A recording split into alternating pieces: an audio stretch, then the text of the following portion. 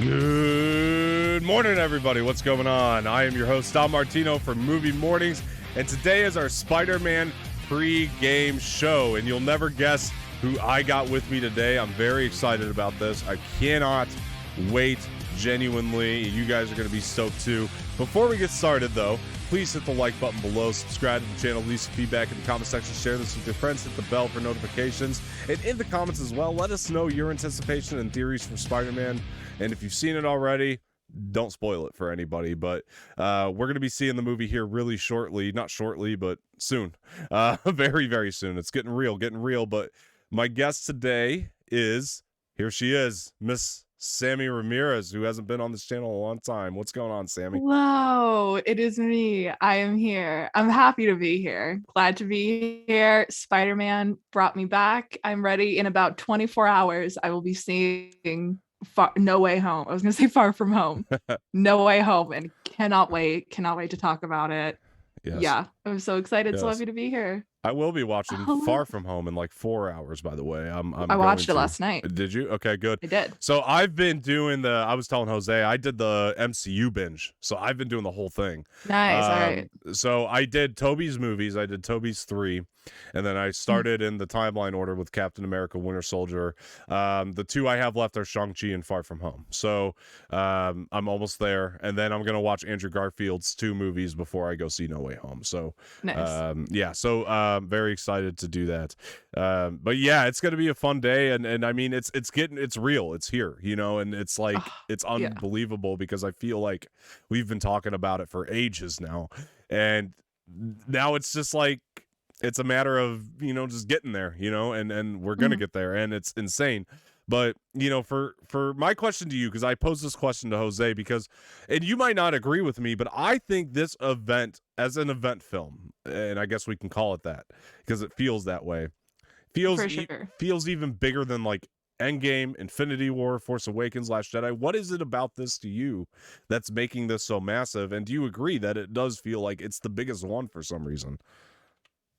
You know, it's hard to disagree because it is so massive. I was actually thinking about this earlier. So it's very hard though to say. It's hard to disagree, but it's also hard for me to say that this is bigger for me than, you know, Infinity War Endgame was, because I think also just where we were as a country, we were not in, you know, the panini we are in now.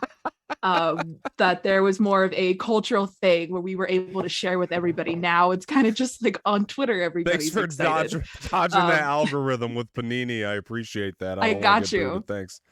I got you, man. I spent a lot of time on the internet. Yeah. I remember. But so there is that. But the other thing is this is what I thinking about that. So the thing about Infinity War and Endgame was, you know, that it was the culmination of all of these MCU movies, and it was the first Avengers movie times a million. It was everybody. You were going to get the Avengers and the Guardians of the Galaxy, and, you know, Thor's people, and, you know, Captain Marvel, and everybody. And that was the great thing about it. You were getting everything, so it felt like, having watched all of those movies for so many years, it was the most perfect reward. Right. And for everything that I feel like is going to happen in this movie, it is going to be very similar, but for the Spider-Man movies across, you know, 3 franchises, that it's going to be the coming together of those 3, and in a way kind of wrapping up each of their arcs in a really beautiful way, and make you feel very rewarded for having spent so many years, you know, hanging out with Peter Parker. Yeah. That's what I think it is. If it all goes according to how I think it's going to go. But, you know, other than that, though, it's, you know, to Tom Holland of it all. He's incredible as Spider-Man. This is his 3rd movie that we are unclear. I don't know if there was news on him doing more, but, you know, this is the wrap up of his trilogy. That's huge. Was and there wasn't.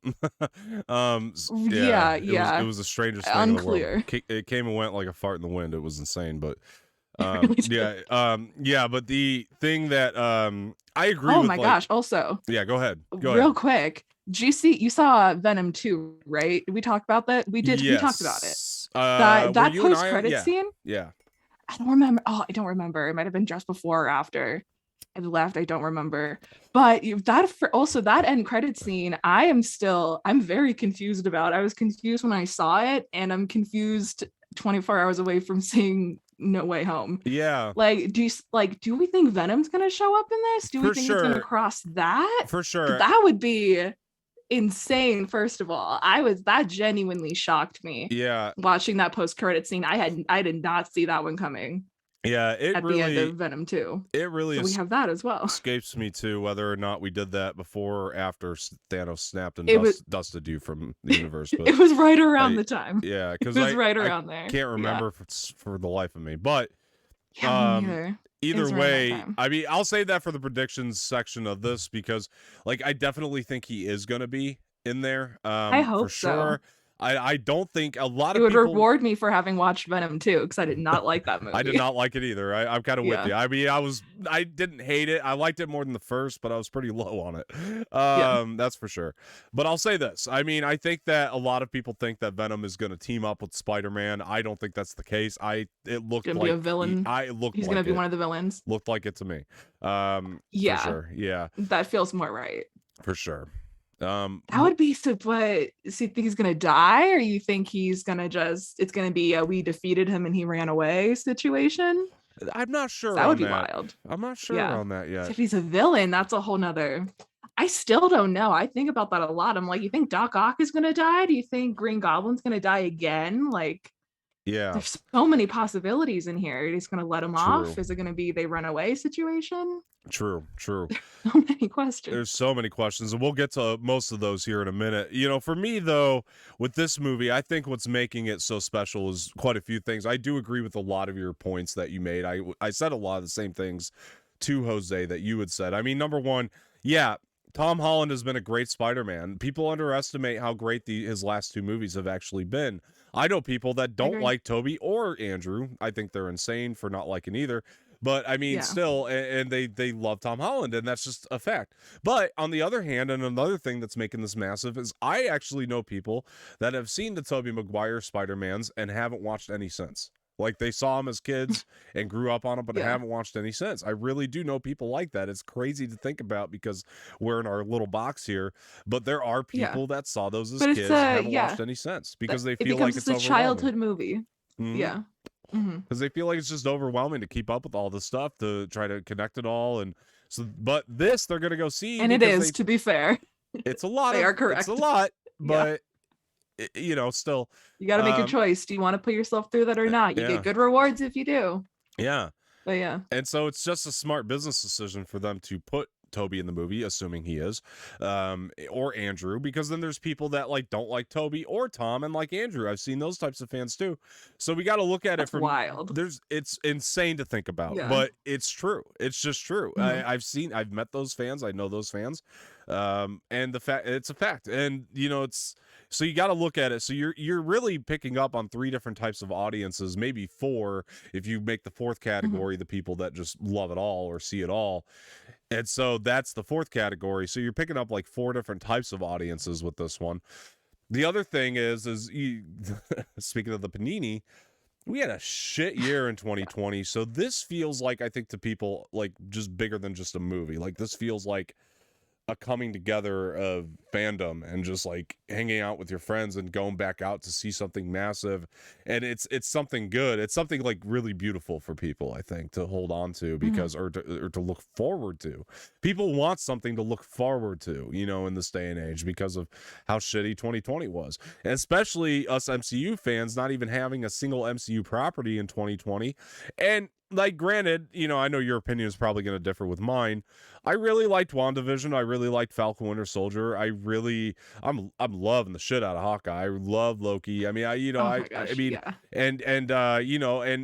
Shang-Chi to me has been one of Marvel's best movies. I know you disagree there. That's fine. But I'm saying, like, I just feel like for some reason, as much as they're giving us, there's something about the MCU, especially when you come off of a year like the year we had Endgame, you know what I mean? And Far From Home in one year, that it just feels like they're dragging their feet just a little bit. And so, like, I think a lot of people are in that position too. It's like, I'm liking the shows and it's adding context and new information. It's building the world. but it's just dragging its feet. And they know that this is going to be the next big Endgame, the next big event film, the next Infinity War, you know, for some people, the next Force Awakens, whatever it might be that you latch onto for your theater experience. This is it again. You know, you get to have a repeat experience of that, and maybe even better, assuming Andrew and Tobey show up in it. So I think all that counts. And yeah, Tom Holland. And here's the thing: I told this to Jose because you made the very good point about Tom Holland being so great. If his movie sucked, everybody would look at this as a desperation move. Not only that, Andrew and Tobey would just be in the trailer because they're like, it's the only way we can sell Tom Holland now. That's but right. this Tom Holland, it's not just Tom Holland, it's this ensemble of him, Zendaya, the way they built that relationship. Yes. All the hype being the built kid who up. plays Ned, I can never remember his name. Jacob Batalon. Jacob something. Yes. He's good. He's awesome. They have great chemistry. It's the whole trio. And not to mention, you know, Doctor Strange is a fan favorite, and now you got him in this mix. And then now, not only that, we have nostalgia. Nothing sells like nostalgia, right? Andrew or Tobey or no Andrew or Tobey, we have Willem Dafoe back as Doc Ock. Green Goblin, I'm sorry, Alfred Molina as Doc Ock, and Jamie Foxx back as Electro, new and improved, Electro 2.0 for people who were disappointed with the first iteration, because let's be real, people didn't have a problem with Jamie Foxx, they had a problem with that iteration that they went with for Jamie Foxx, and I don't think it was Jamie Foxx so much that people had a problem with. So everybody's just so excited there's so many reasons to be excited, and that's what's making this work, I think, and this is why it's going to make insane amount of money. So here's what I want to start with. So the way this show's going to work is we're going to do our predictions. So we'll start with cameos, who we think is going to be in the movie, who we think could possibly be in the movie. Okay. We'll start there. Then the second part of predictions is going to be plot points. So we're going to go with plot points, specific plot points. And then the last section of predictions is just going to be our miscellaneous predictions. Anything that we may have missed that, you know, just like spatting, you know, about shit that, you know, maybe could happen, or geeking out. That's like the geek out section is our third section. And then for maybe the last 20 or 30 minutes, we'll talk about Hawkeye in spoiler depth. We can maybe talk about how episode 5 might tie into this in a way. Possibly. Oh my gosh. Possibly. You see that? Oh my gosh, real quick, have you seen? I just realized. For anybody yet, because I want to say I will not. End, yeah. No, this is not a big spoiler. Okay. Just Marvel released the first minute of No Way Home, and it's literally just a longer version of the end credits scene of Far From Home. No. They did, yes. And can I tell you something? This is a little bit of a spoiler. This is a little tiny bit, but I'm not gonna say that him and MJ fly by a poster for Rogers the Broadway musical, but they fly by a poster for Rogers the musical. That's all I'm saying. No, they do indeed. It's on. I saw it on Twitter. Legit? You sure this is legit? This was legit. I swear to God. I swear on my life. Okay. I swear to God. Okay. It was on Marvel's official Twitter page is where I saw it. Well, look, Marvel put it out. It's not a spoiler. If they put it out, I don't consider it a spoiler. If it's in a trailer or clip, it's literally just an extended. Yeah, it was literally just a longer version of that end credit scene of Far From Home. Yeah. But it's the first minute of this movie. Yeah. So I'm going to start this out with cameos. Yes. I was going to say you start because I got to think. I'm going to throw one out, and we'll see your reaction to all these, and you can comment on them as I go and see what you think. I'm going to start with my craziest cameo. Okay. Which is... I also have a craziest cameo. Okay. So you go for this. My craziest cameo is Sir Patrick Stewart as Charles Xavier. I think that's a possibility. Coming out of the multiverse. Like I said, that's my biggest stretch. It's definitely not one that I think is going to happen, but I just think there's like maybe I would go 30% actually on that. I think a 30%, which is actually kind of high, but for some reason I got this strange feeling that he's in this, but that would be mine. I mean, can you see it? I mean, where you at? Over, under 30, you know? I kind of have to go under 30 because the thing is, I think if we were talking about Doctor Strange in the Multiverse of Madness, I would be like, a different opinion, over for sure. But I think in this one, it's going to be very Spider-Man centric. Yeah. Maybe in a post-credit scene. This does maybe count for I could post see it. credits, what I'm saying here too. So it could be Okay, a post credit. maybe you're right at 30% for a post-credit 30 for a scene, but post-credit is what I'm throughout the thinking. movie, I think it's under. I think All it's right. just going to be people related to and from Spider-Man. All right, what do you got? What do you got Yeah. on? What's your first I one? think on the first thing that came to my head that would be wild, it would be if Kirsten Dunst and Emma Stone were in it as well. If Mary Jane and Gwen Stacy are in it, that would be pretty wild. And you know, because I don't feel like they're in it. When I think about it, I'm like, I don't think they're gonna go there. But it would be like a fever dream of mine. I would love it. I don't think so either, but I think it's far less of a stretch than Sir Patrick Stewart. I would actually, for yours, I would go over 40. About 30. I'd go over 40 for yours, actually, because I wouldn't go over 50, but I'll go over 40 for yours because I think that's a pretty good guess. You know, based on why. It kind of makes sense if they show up, you know? It would make a lot of sense, yeah. And I just don't think they're going to go there. I think that's too much time away from, because, I mean, we'll get into the plot, so not spoiling too much for my ideas of what I think the plot's going to be. But I think it's very much going to be, the cameos are going to be, because I think a lot of people think there's going to be like a 30-minute sequence of like, where has Tobey Maguire's Spider-Man been in the last like 10 years? I don't think it's going to be that in depth. I think it's going to be a lot more of a cameo than anything else, but like still a character. Yeah. But we're not going to learn too much about where he's been. He's going to be there to serve Tom Holland's character. Listen, people. So I think that would be too much of going into that. It would take too much away from, this version of Peter and MJ. To defend the guest, though, I mean, people do want to know what happened to Tobey. People want to know that. That's true. And you know, when you I do want to know. I'm one of those people. For some reason, when you said that, though, I was thinking Keira Knightley when you said Kirsten Dunst. I'm like, why would Keira Knightley be? I don't know why I was thinking that. But anyway, so no, I think, I think in your defense, people want to know, and people would go pretty insane if Tobey gotta give the people Kirsten what they want. Got their Peggy and Steve moment at the end of this, right? Where they're like dancing that together. Would be, I would cry. It would be great. I would fall on the floor in the theater and be in feral position crying. I'll tell you why. If these eyeballs saw that.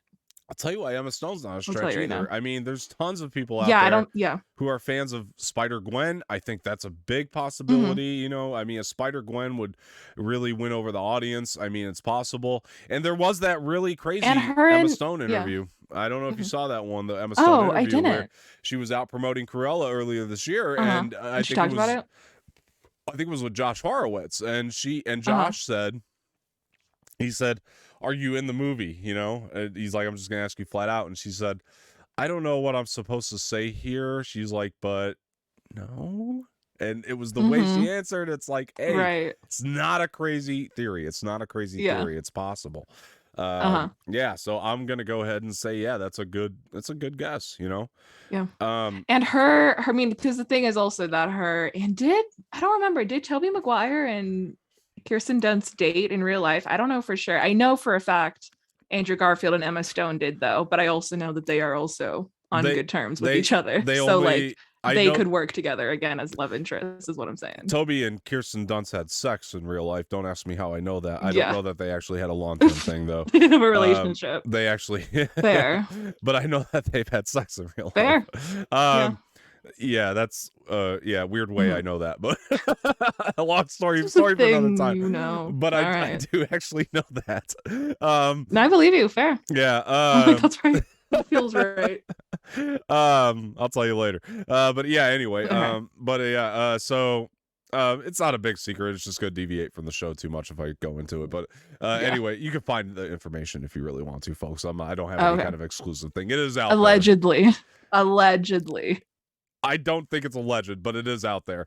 But for the sake of the internet, allegedly. Sure, for the sake of the internet, allegedly. Yeah. So anyway, but yeah, so my next one is still a stretch. I actually, you might disagree with me. You might think this person's absolutely in the movie. I don't think so. But I will say this. If this person does show up, it's a prediction. If they do show up, it's in a post-credit scene, and that's going to be Wanda.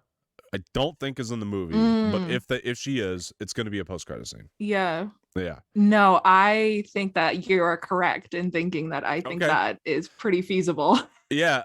Like that seems pretty correct because again, they have said that this movie is that WandaVision and this movie are the precursors to Multiverse of Madness. Like that has been said by people. Yeah. So I would not be surprised if she just pops up a little bit, or if they like go to talk to her at some point about something, something like that. Yeah, and I mean, I'll go over 40 for that one too. I mean, I think it's possible because we know. I would also go over 40. Only because we know it's setting up the next thing with her in it, and that is confirmed. That's the only reason I think maybe a post-credit scene, but I still don't feel like she's going to be in it. I don't know why I don't feel that way. Maybe I should be more confident but I don't know. I could go either way.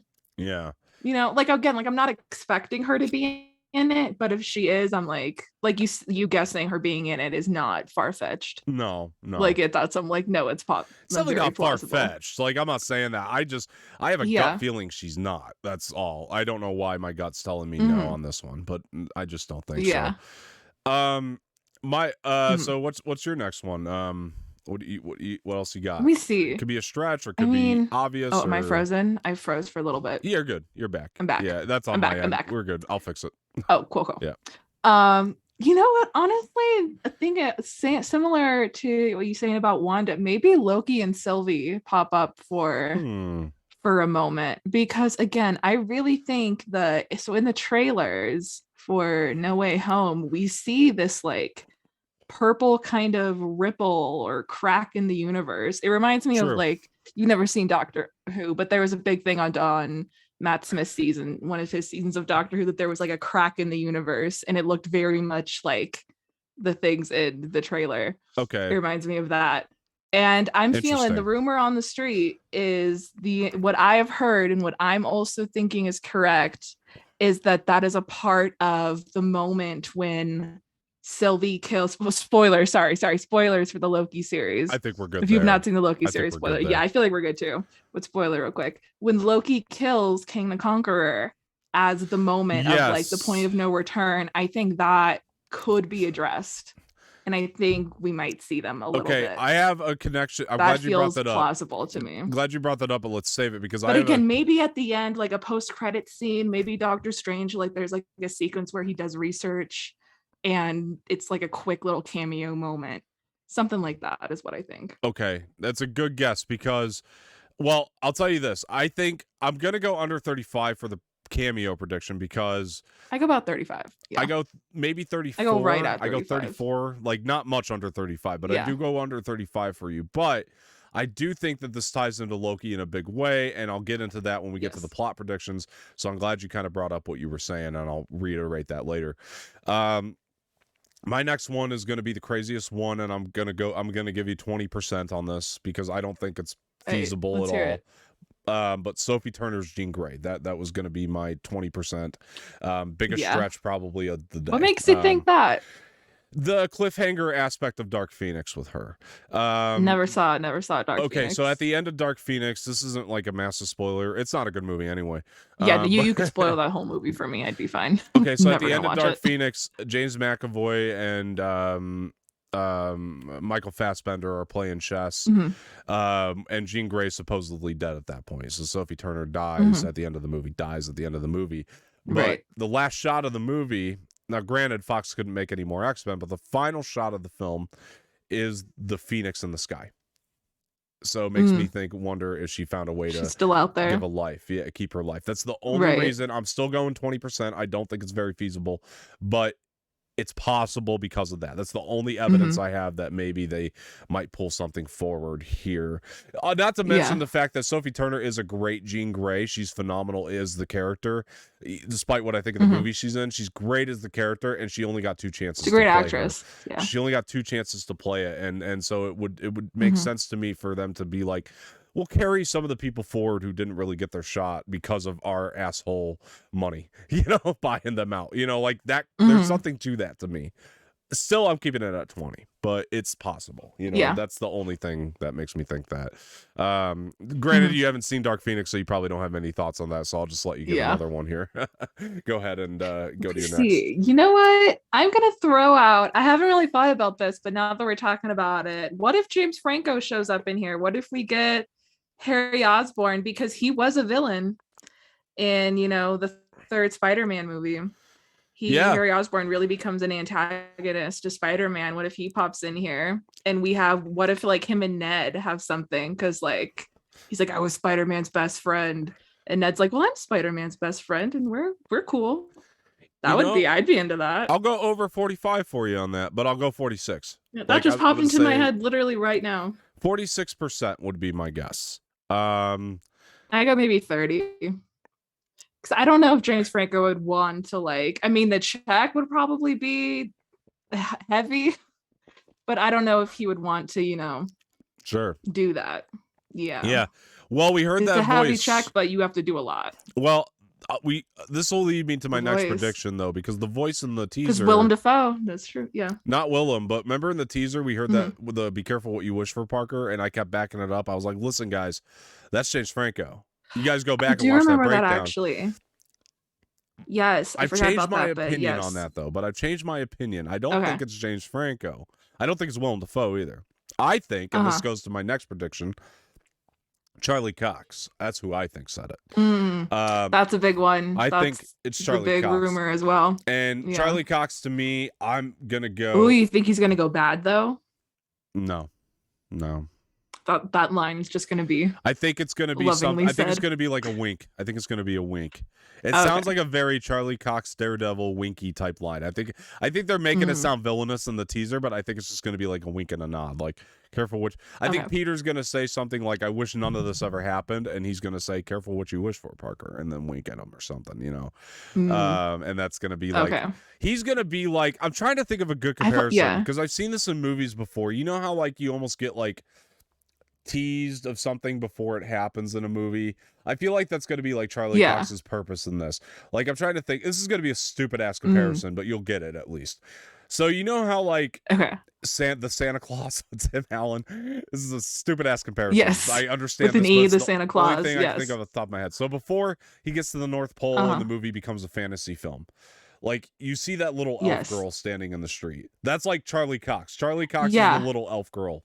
That's like kind of like, this is going to be a major multiverse thing. That's my opinion of it. You know what I mean? No, I understand what you mean. There's probably a much better example because movies have done this a lot, but that's him in this. He's essentially going to tease the multiverse. He's like the initial first look at like something's coming type of thing. And it's just like, and I think he's going to have one scene like Nick Fury at the end of Iron Man type of like more thing. We have things planned.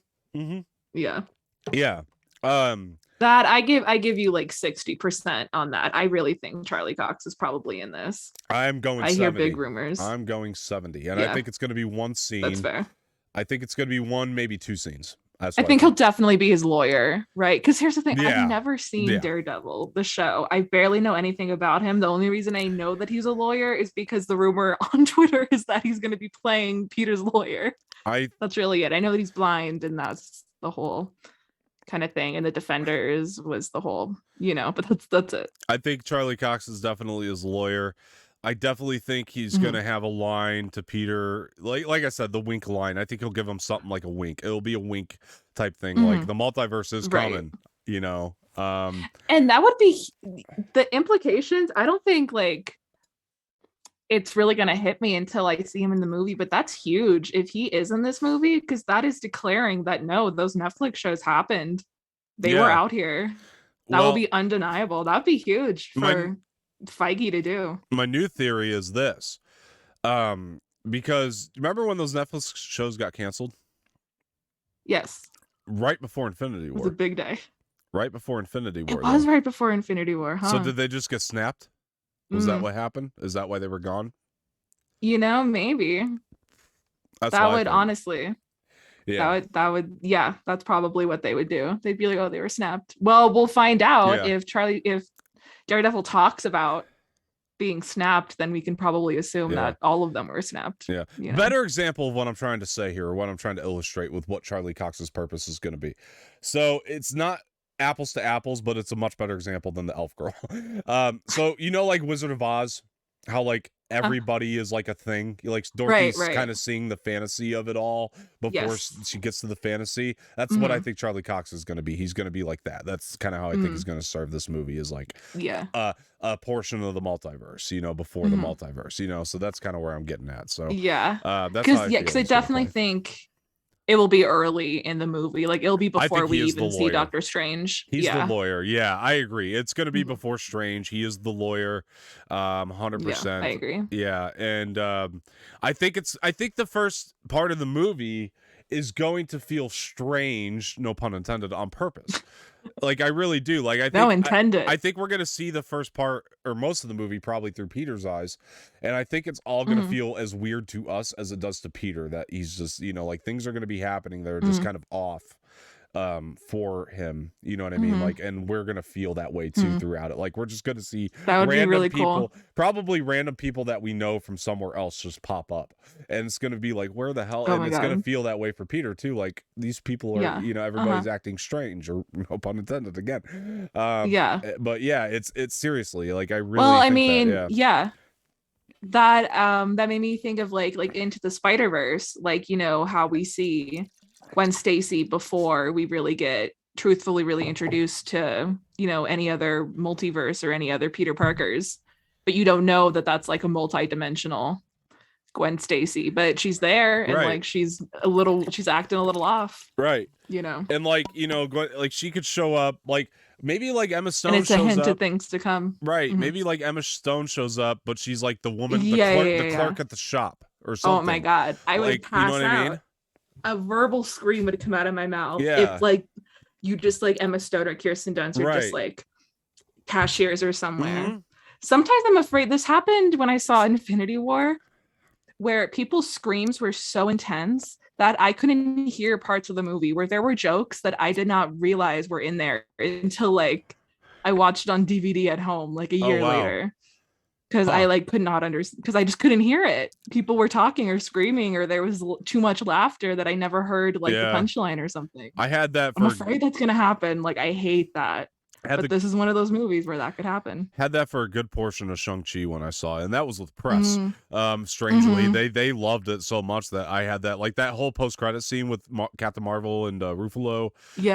Couldn't hear any of it because everybody was just so loud for him, and I was like, damn, like, I want to hear what they're saying. I was excited as hell, and my legs were shivering, and I felt like excited, but I still wanted to hear it. Because like that's what would happen. Yeah, I know that would happen. Like, Kirsten Dunst just like is like a cashier or something. Right. Oh my god, people would scream and I wouldn't hear a word that she says. I would not know what her dialogue was. I just wouldn't know. Or they're like going to court, right? So like one of them's like the judge or something like that. Like, that would be insane. And so like I hate that. But I would also like be screaming. I would also be like freaking out, and then I'd calm down and be like, I can't hear. I'll be one of the ones standing up and clapping, I mean, I'll be cheering right with them. But yeah, I mean, like, honestly, I think that we're gonna get things like that. That's like, I guess this goes into the plot prediction section, but like more so than the cameos. And I don't want to end the cameos just yet, but like, still, I think that's going to be part of the plot, is we're just going to see all these weird things popping up, and it's going to feel like really off on purpose. And like, I love that about that would it, be really cool, because that's kind of the tone that Far From Home set for me, like at the post-credit scene. Filmmaking with, if they do that. Yeah, I agree. And if there's one thing I've heard about this movie, is that John Watts just became like an auteur out of nowhere for this. That's one thing I've heard out of the reactions, is like people are saying, that's interesting to me, and I'll touch on this really quick. That's fascinating. Yeah. Is that a lot of people are saying, I like John Watts. I think he's a great like director, but he's a fun director. You know what I mean? And people are saying, he's like, not Scorsese, he's not.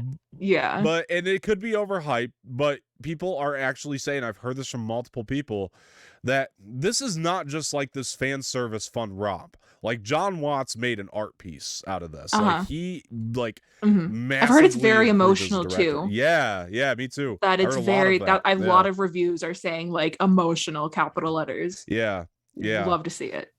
But people were saying, like, some of these shots and the cinematography and like the way the action was done, people are like, where did he get the skill?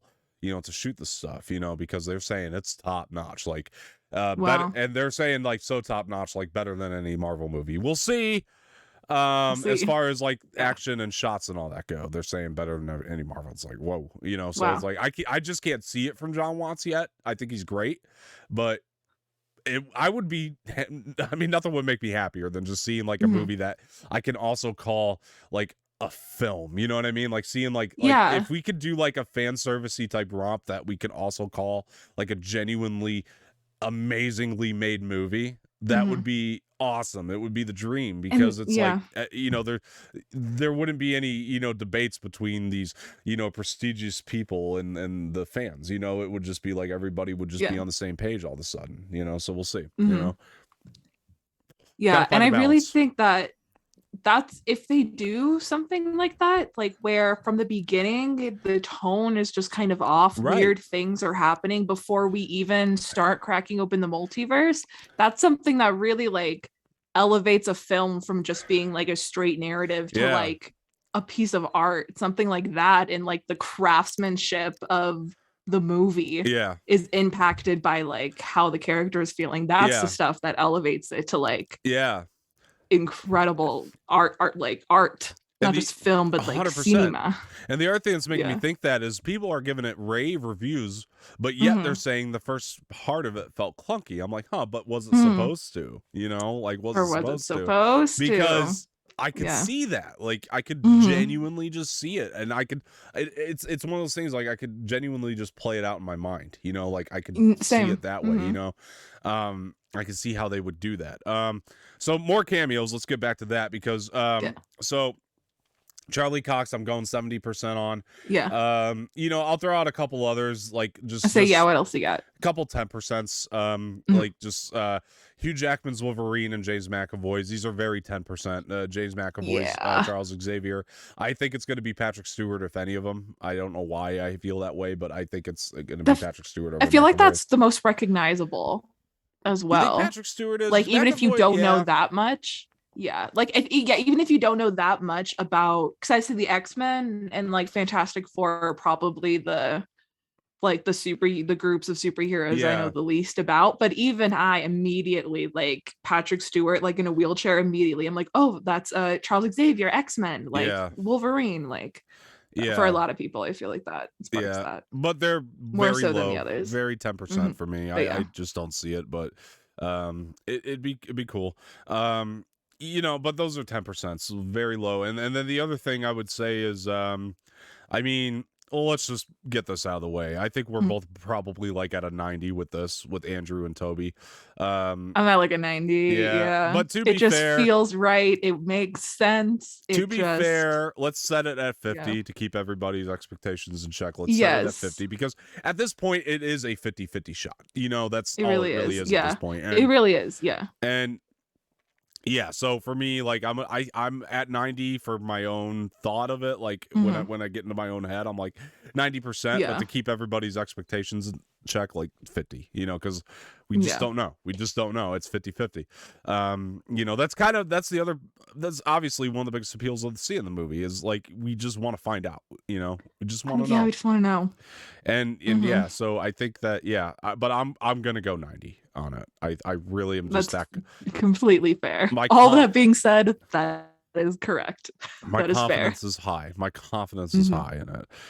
Yes. And even after all the denial from Tobey or Andrew, Tobey's gotten lucky this year by not doing any press. Oh my gosh, can we take a moment to just be like, Andrew Garfield I've only seen one of these movies, but he has been in 3 other movies this year that I've only seen Tick, Tick, Boom, which I loved. It was phenomenal. But like that have gotten incredible reviews that say he's like an Oscar bait, like these 3 movies he could be nominated for. And like all cares. He can get asked about this year is if he's in Spider-Man or not. I just like leave him alone. I feel for like him. What you think the 90th time you ask he's gonna break? TMZ, like, are you kidding me? He's not gonna tell you.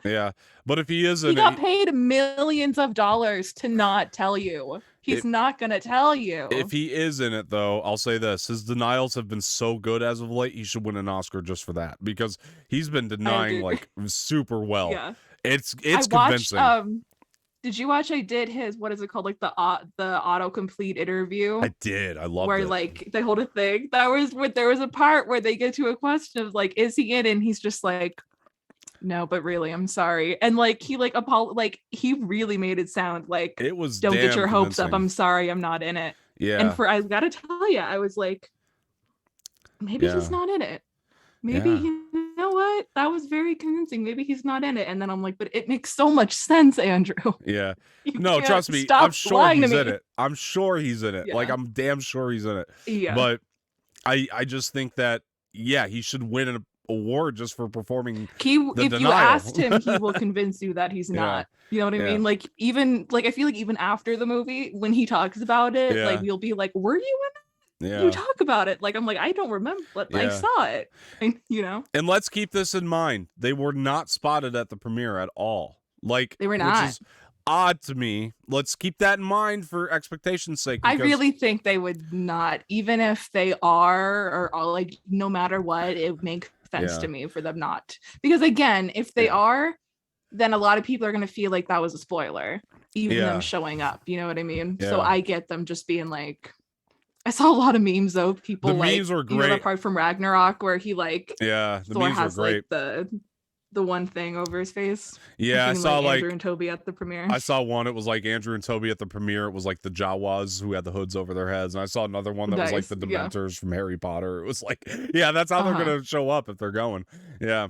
But you would think one person from would like see a him. PR standpoint, from an executive standpoint, from like a spoiler standpoint, like it makes sense for them not to show their face at the premiere. You would think one person would have seen it though. It just hasn't been out there. It's weird, but maybe they got sent like a DVD copy. It's possible. Maybe they saw it early or something. My guess was this: if they were there, they might have came up on stage after the movie was over and said, okay guys, keep it on the down low, please, you know, like please keep it on the down low. That would be wild. Like they might have like revealed themselves. I feel like we would find out in like a week. We'll see. In about a week we'll find out if that happens. We'll see what happens, but that's the only case I could see them like making an appearance to everybody. You know what I mean? Like it would depend if they took phones or not. I could see them doing that, like, because there's some events where like they will literally take your phone and put it in a bag and lock it away, or like literally take it from you and you can't, it's like locked away in like a locker somewhere. So I feel like if they had access to their phones, I would not want to do that. But you know, if everybody had no access to their phones and literal Tobey Maguire and Andrew Garfield stood in front of you and said, please shut up, I could see that. Well, I can promise you this. I can promise you this. Not everybody got their phones taken, unfortunately. That does suck. Which is unfortunate for me. Unfair. As I saw something. I told Sammy earlier before the show, I saw something that was a pretty big video. It's a big juicy spoiler too, and it was unfortunate that I saw it. I saw something that was a big juicy spoiler. Did not confirm or deny Andrew or Tobey, I promise. But it just definitely was big. And footage from the movie though. It was big that you were not supposed to see. I didn't want to see it. I didn't think anybody in their right mind could have taken a video with their phone, so it was on me for like just believing in that. But people get in there. Unfortunately. That sucks, man. Like I will never forget, like when I went to the real quick story, when I went to the D23 Expo in 2017, which is Disney's big, like they do it every 2 years expo, that like for the big panels that we had to like envelope our phones and keep it in a thing, and like there would be people walking up and down the aisles just like scanning people for phones, and like I saw multiple people get kicked out for just even like looking at their phone. So I'm like, so it's possible for big things like this to have like and not every movie theater in America can do it, but like for big movie premieres you can have people like looking down at everybody. For sure. It's true. It sucks that stuff like that happens. It's true. People sneak. It's true. And I wish they did better with it, because like I went into Shang-Chi and the person that was supposed to be taking the phones was gone from the thing. You know, like they left. Like the maybe they had to pee, but still, you got to have multiple people there to cover it or something, You because gotta it's like, that's a very big position to just not have someone cover you yeah, for. yeah, and they didn't take my phone. I had it Yeah. off. I'm not one of those people, so I kept it. Yeah. But still, and like, yeah. But side note, if anybody gets a DM or an email that says "No Way Home" spoiler and you think it's bullshit, it's probably not at this juncture. You probably are getting a spoiler. I've heard too many Ooh. experiences Yeah. from people lately here who've been getting stuff, and like it's been hell for people. And you know what? Here's the thing. I mean, honestly, I probably could have gotten an early screening for this if I wanted to. I wanted to see this with the fans. I didn't want to go with press. Yeah. I wanted to just wait for the fans, and that was on me. I probably could have gone early, but I decided to wait because this is something I wanted to do with fans. So I didn't want to go with press. Yeah. So With the people. yeah, I did. I really did. It was like that would be stupid to just go with a group of people who are just there to critique it, and instead of like, because like I want to have fun with this regardless. I just do. We need it as just this fun event. Like the people who bought tickets, like the day tickets were on sale, like these people. Yeah. But I'll say this. I mean, I'm so excited. I really am. I'm telling you, like, the closer we got, like the more real it's become, you know what I mean? And like the more excited I've been for it. And like I just did not predict myself getting this excited for this movie. Like I was definitely excited always, but I haven't been this excited for a movie since, like, I feel like, honestly, for myself, Deathly Hallows Part 2. Like, this is just the level I'm at, because like for myself, I feel like I'm just on cloud 9, and I think a lot of it for me was that shitty 2020 year we had with like no big movies like this, and it's just I need it. I'm craving it now. Granted, I've walked into movies this year and have been completely surprised, but like it's all about the thing about these movies that are like crazy hyped. It's not so much the moment you see the movie. The moment you see the movie is always fantastic, but you're always so clouded by the hype when you see the movie that you don't really know how to judge it like right off the bat. But the thing it's do remember, having seen it. Yeah, what you remember is the leading up to it, I think, is what I always remember for this. I mean, it's just, and I'm back in that, and like now that we're a day away, yes, I feel like I haven't been this excited since Deathly Hallows Part 2 for me. It's been that damn long, and it's great. It's a great feeling to have, and I'm loving this. And I like my Avengers movies. I really love Infinity War. I love Endgame, and I love leading into that. But I say Endgame for me. I think the biggest difference with those two movies for me and this, I'm not downing these movies at all. They were great. But I think the difference between those and this is like, with Endgame and Infinity War especially, you knew we were going to get this team up at some point. It was always going to lead to that, It was always going to lead to that team up. It's the 50-50, that we don't know. We're going to find out.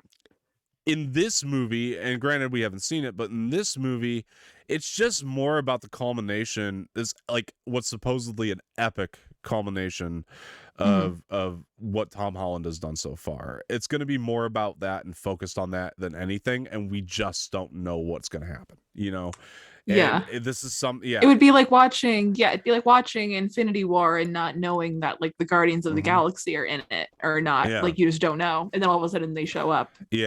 Exactly. Like that. Yeah.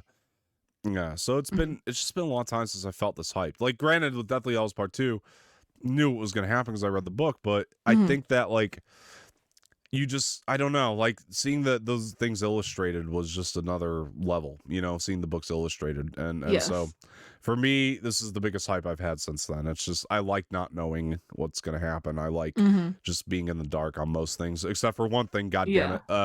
But for most things, I am in the dark, and I'm so stoked. But let's do. I'm sorry. Did you have another cameo prediction? Because if you do, no, that's all I got. All right, so we'll still do like a miscellaneous section. So if you think of anything between now and then, we'll go from there. I'll start with you here. What's something that you think is going to happen plot-wise? So I think I want to start with something that I don't think is going to happen plot-wise. Okay, I do think that Tobey Maguire and Andrew Garfield are in this movie, and I do think they will be in, especially the third act, is my prediction. They will be heavily featured and have a lot of lines, have a lot of character moments that are phenomenal. They'll be in the suits, they'll fight, it's going to be great. But I don't think we're going to get a full, like, where are they now kind of situation. Okay. I think it's going to be more with the way I kind of this popped in my head, go other with the Doctor Who connection from earlier, that you don't know this, but the Doctor Who did a 50th anniversary like big episode called the Day of the Doctor, and that was when Matt Smith was the Doctor, but they had like David Tennant's Doctor came in, they had cameos from like Tom Baker's Doctor at the end, and like it was a whole thing. I think it's going to be more like how David Tennant was featured in the Day of the Doctor special. For anybody who's seen it, you'll know what I mean. I think what what David Tennant was to Matt Smith in that special is what Tobey and Andrew are going to be to Tom. I feel like where they're there, they have a lot of scenes, it's great, but it's not so much of a let's spend 20 minutes seeing where their life has been and talk about their love interest and their Aunt May and where they are in school and their jobs right now. We're not going to get into all of that because I think it's going to take too much away from Tom, but they will be in a lot. But I think a lot of people are feeling like half of the movie is going to be a where are they now for Tobey and Andrew. And I see what you're saying. I don't think it's going to be like that. Okay, so that's what I don't think will happen. I'll say this: I disagree with you, but not by a mile, because like I definitely think you're in a good position with that theory, because it's very possible that this isn't a where are they now, and I don't think that it is going to be half the movie by any means, but I think it'll be touched on. So that's where I disagree, is I think it'll definitely be touched on their position now. I just think it's going to be briefly, very briefly touched on. But do I think it's going to be an over explanation? No. And I also think that, yeah, like you're saying, people need to realize this is going, I think in my gut, this isn't my prediction, by the way. I got a different one I'm going to throw out. But in my gut, building off what you said, in my gut, this is a Tom Holland Spider-Man story, first and foremost. In my gut, I feel that. And 1,000%, if the trailers haven't shown that, I don't know what does. Because I think the trailers, from that first teaser, I was thrilled, not because of, I mean, obviously seeing Alfred Molina was great, but we knew he was going to be in the movie. You know, I was thrilled because I saw this isn't just the fan service romp. They are going to conclude the story or continue it or give us this trilogy. It's the end of the John Watts trilogy regardless. Like, I don't know if Tom Holland will do more, but it's the end of John Watts' story that he set out to tell. Yeah. And what I like is it does feel very calculated. It does feel very planned so far. Like, it feels like he had this plan. And Tom Holland said as much that the multiverse was in John Watts' mind for a very long time. And Tom Holland also said he never thought he'd pull it off, but he said it was in his mind for a very long time. And so it feels, I mean, that is like that. Yeah. That is another thing that I think it makes so much sense for him to interact with other versions of Peter Parker Spider-Man, because again, like in a lot of interviews and stuff, they talk about how like this movie is very much like about Peter Parker. Like it's about a teenage kid who becomes a superhero and is trying to just grow up while also hold the responsibility of being a superhero and like actually look at that. What does that actually do to an actual person? Yeah. And it makes so much sense for him to interact with these other versions of himself that it makes so much sense for his character and for where you've seen him go, because he is constantly like he's constantly walking between those two worlds, and he doesn't really know where to put himself. Is he an Avenger? Is he a kid? Is he just Spider-Man? Like that's his whole 100%. Thing in those first two, John Watts Spider-Man movies. That is the whole theme. So again, it makes so much sense for where I think this movie's gonna go. Yeah. My plot point prediction, and that was very good, Sammy. I mean, I think that you're probably, if you were in Vegas, the odds are in your favor right now, because like I think the Day of the Doctor comparison I feel like is really it. They're going to be very similar to the way David Tennant was in that Day of the Doctor special. Yeah. That I feel like is the best comparison I have. I see where you're coming from too. Because I think you're probably in the safe zone right now with that. But so my plot prediction is this, and I'm going to give you a play-by-play of something that happened in the trailer, and I'm going to tell you how I think it continues. Zendaya's fall, which they're taking inspiration from the death of Gwen Stacy. So what I think is going to happen, I think it is going to go R.I.P. exactly how we see. Exactly. I think it's going to go exactly how we see it in the trailer. I think Zendaya's going to fall. I think Tom's going to dive after her. I think Tom is going to get hit by a goblin blade, and I think Andrew's going to dive after her and get her. That's a prediction. That would be lovely. That would be so beautiful. I feel that in my gut for some reason. It will be insane if it comes true. But it's great redemption for Andrew. The screams that will leave every theater in America. Yeah, obviously. The screams. Obviously, it's kind of a stretch, but come on. I mean, like, it would be a good moment. That would be beautiful. That would be quite lovely, actually, I think. Yeah, for some reason, I'm at like 60 with that one, so I don't know, but we'll see. I go pretty high on that one as well. Really? Okay, I'm surprised. I thought you would disagree with me there. That feels pretty right, because it's a redemption moment. It is.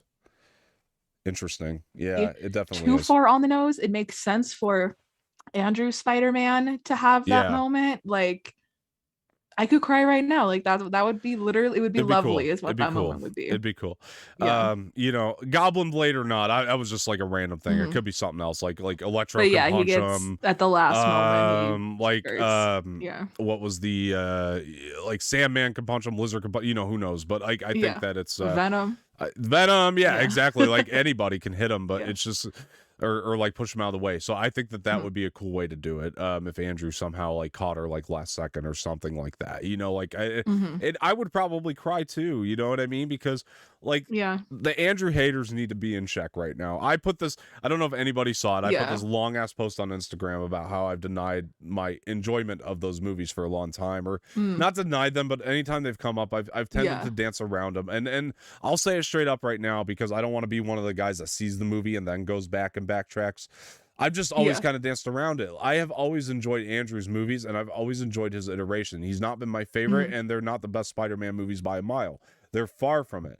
They have a lot of problems. I recognize it, and but I have enjoyed them. I have found them to be fun movies, and I think that he's great. I also think he got kind of screwed, because I think he's much better than he was directed to be. He did Social Network before that, for crying out loud. Think about that. Andrew Garfield's a phenomenal actor. Like, let's just take a moment. Like, he is an incredible actor. It's like, he will have an Oscar one day. He's gonna work until he's 85 years old. Maybe. Yeah, he's gonna be the Patrick Stewart of our generation. He's gonna work until he dies, doing incredible work, winning Oscars like for the rest of his life. He is an incredible actor. Tom Holland as well is an incredible actor. Oh yeah. But like Andrew Garfield is just, I feel more veteran. 100%. But and it's sad. I think that there was a lot of wasted potential in those movies, but for what I got, when I heard about Andrew being cast in those when I was younger, by the way, I almost died, because I loved him so much in Social Network, and I was like, he's gonna be great. I don't care what he does, he will do the best he's got. And I think he did.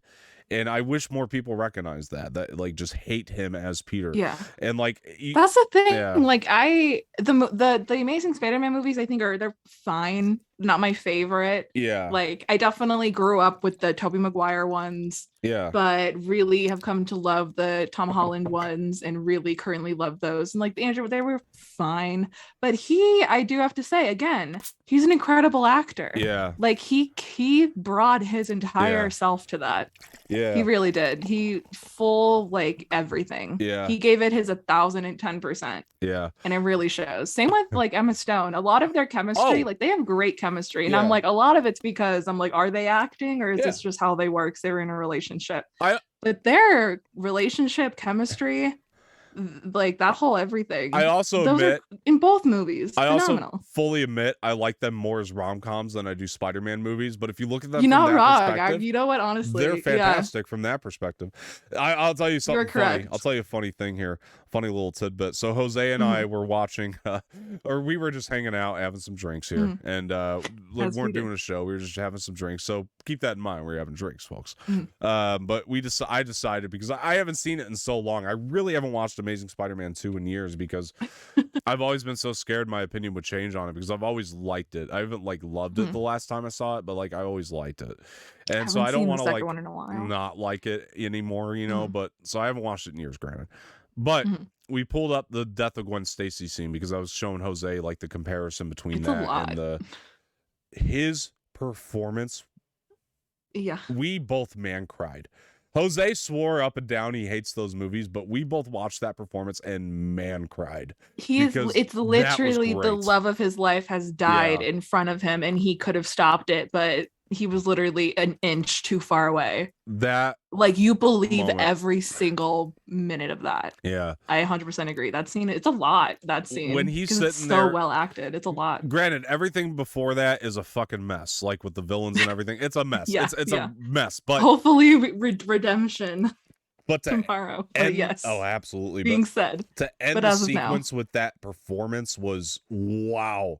Like, it's amazing. And it gives me chills to watch him like hold her and cry, and like just he gave it his all. He's a phenomenal actor, man. Like, anybody could try to tell me different. He sucked as Spider-Man. Like, he gave everything. Oh my god, he did in those movies. You know, he really did. Really cool. I actually do own the second one on Blu-ray, the Amazing Spider-Man 2, and they had this really cool behind-the-scenes feature. And I remember when I watched this, I had so much more appreciation for what Andrew did as Spider-Man, because they were talking about like a lot of the reason he got cast is because of his actual like physical flexibility. He can do so much, and like he gives so much from the physical side of it too that people probably don't realize, because we just see anything now. It's like, especially even at that time we saw anything, it was just like, yeah, CGI.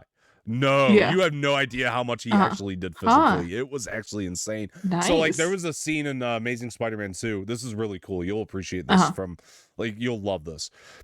The scene in Amazing Spider-Man 2, he's like, I can't remember what exactly happened. It might have been the first one actually, but either way, they were showing it, the behind the scenes aspect of it in this documentary. And like, because he was in his bedroom and he might have been like testing out his webs or something like that. Maybe he built new web shooters. I don't remember the scene specifically. Either way, he's like climbing up the bedroom walls and he's on the ceiling and stuff. They put him in a fucking like box that like turned, is how they did it. Oh, okay. So like the set was an actual thing that turned. Yeah. And the way that he had to move with that, and they showed him do it like raw behind the scenes, was unreal. It was like, man, that guy can like bend his body and do crazy shit. The guy's amazing. The guy really is amazing. I don't think there's anything he can't do. I mean, I'm dead serious. Like, he'll put all through anything. Yeah. Also, real quick, other Andrew Garfield side note that I haven't watched it yet, but I'm thinking about getting it's on, was it National Theater at Home is the streaming service. Oh, interesting. But the National Theater. but the National Theater, it's I forget where, I think they're in England is where they're based. Okay. But they just do like all these incredible shows. Oh, really? And a lot of Fathom events are like shows from the National Theater. Like that Benedict Cumberbatch Hamlet, that was a National Theater production. I'll have to check this out. But they did Angels of America though, which was they did on Broadway, which is a Tony Kushner play that's like 8 hours long. He was and they in made that. A mini series of it, and he was in that. Discovered him in that. I heard about that. Yes, because he saw that and he was like, if this guy can do an 8-hour play, he can literally do anything. Right. And it is true. But I haven't watched that yet, but I want to, because it's on their streaming service. That's awesome. I've heard that whole show I've heard is Nathan Lane's in it too. I've heard it's 8 hours, which is the thing. Oh, wow. Like it's like 3.5 hours each part. It's a lot. But nice. I want to. I'm a bit afraid of it, but I want to, because I know he's incredible in it. Nice plug there. I never heard of that. I'm sure a lot of other folks will be stoked to check that out too. I'm definitely going to. The National Theater. Very cool. Definitely gonna check that out. I'll forget the name of it, so I'll go back in the stream and find it. But there you go. No, that's awesome. Definitely, I'll check that out. That sounds cool. I've been wanting something like that. You know what I mean? Where we can watch like live events. So that's cool that exists. You know. Yeah, I hope. Because wasn't that a Fathom event? Didn't they like market it as a Fathom event? I feel like they probably did. Well, no, there was that. Remember the Rocky IV Stallone cut? I think they used that. They did a Fathom event with that, which is weird. That feels like right. A one-day thing. That feels like I wonder if that's on that. Yeah, probably not. But who knows? Yeah, I don't know. Yeah, I think it's probably not. I was in Florida the day it came out. I was on a family vacation. I had my ticket, and I forgot I was going to a family vacation in Florida for Rocky. I had to cancel it, so I was pissed. It was one day only. They do have the Frankenstein, both versions with Johnny Lee Miller and Benedict Cumberbatch, where they played. They did a Fathom event for that too, where they traded off every night playing the Creature and Dr. Frankenstein, and they have both versions of them playing I'll watch it. the other's role. I'll watch Yeah, it. I've seen that one too. That one's really good. I forget which version it was. I feel like Benedict Cumberbatch was the creature in the version I saw. That feels right. Yeah. Speaking of Benedict Cumberbatch, he's in a little movie. And Benedict called No Way Cumberbatch, Home. exactly. So he's in this little movie. a We've little been tiny talking movie about. that's coming out. Might have he heard pops of it. up. Might have heard of it. Yeah, might have heard we've been talking about it for the last hour. You might have heard about it. But Maybe. yeah. So yeah, I mean, what's your next plot prediction? Okay. So I don't know if I fully buy into this, but I keep seeing this on the internet, and I didn't fully buy it. And then at the premiere, I watched like on TikTok, they did like a live stream, and I watched a lot of it. And Benedict Cumberbatch you can say his full name. I've only loved him for like 10 years, but it's what I can say his full name. Benedict Cumberbatch was wearing like these dark glasses, and he was acting very aloof. And I was like, I don't like that you're doing that, because the rumor on the street is that his version of Doctor Strange in this movie is actually have you watched What If yet, by the way? So funny thing. To ask you this. Okay, so I did because there's some very interesting things about Doctor Strange that you should know from Okay, What so If. real quick. So I've done the binge of MCU. I told you I was doing that. So Yes. I'm going by the timeline order according to Disney Plus, and I'm putting Spider-Man. I'm taking my best guess with those. You know, with the Spider-Man ones, because they're not what Disney feels Plus. right. Yeah, I think I put Homecoming after Civil War, and I'm gonna put Far From Home after Shang-Chi. I think that makes sense. I got through the first 4 episodes finally of What If. So I have seen the Doctor Strange. I'm gonna go back if I have time before the movie and watch the last 5. But so I saw the Doctor Strange. It was absolutely the only one I've liked so far. I was gonna say that when I watched that one, I knew that would be the only one that you would like. I think the rest of the show is absolute garbage. I'm sorry, but like I like when that I one watched so it, far. I knew that was how you would. Although feel. I'll say this, the Hank Pym moment was kind of cool because it was slightly more comic book accurate. So I did enjoy seeing that aspect of that episode. That was one of the weaker weaker rest of it sucked, moments, though. Yeah, for sure. Yeah. I thought the rest of it have you watched the Thor episode, the one where he just throws a party? Have you gotten into that one? No, that one sucked. That was the only one that I felt like sucked. The rest of the What If episodes I liked. The Doctor Strange one was definitely my favorite. Love the Doctor Strange one though. I did like the rest of them, but there was one where like literally Thor just throws a party. Interesting. He just throws a party. Been there. I haven't been there. It sucked. It's bad. I hated that one. The rest of them were good.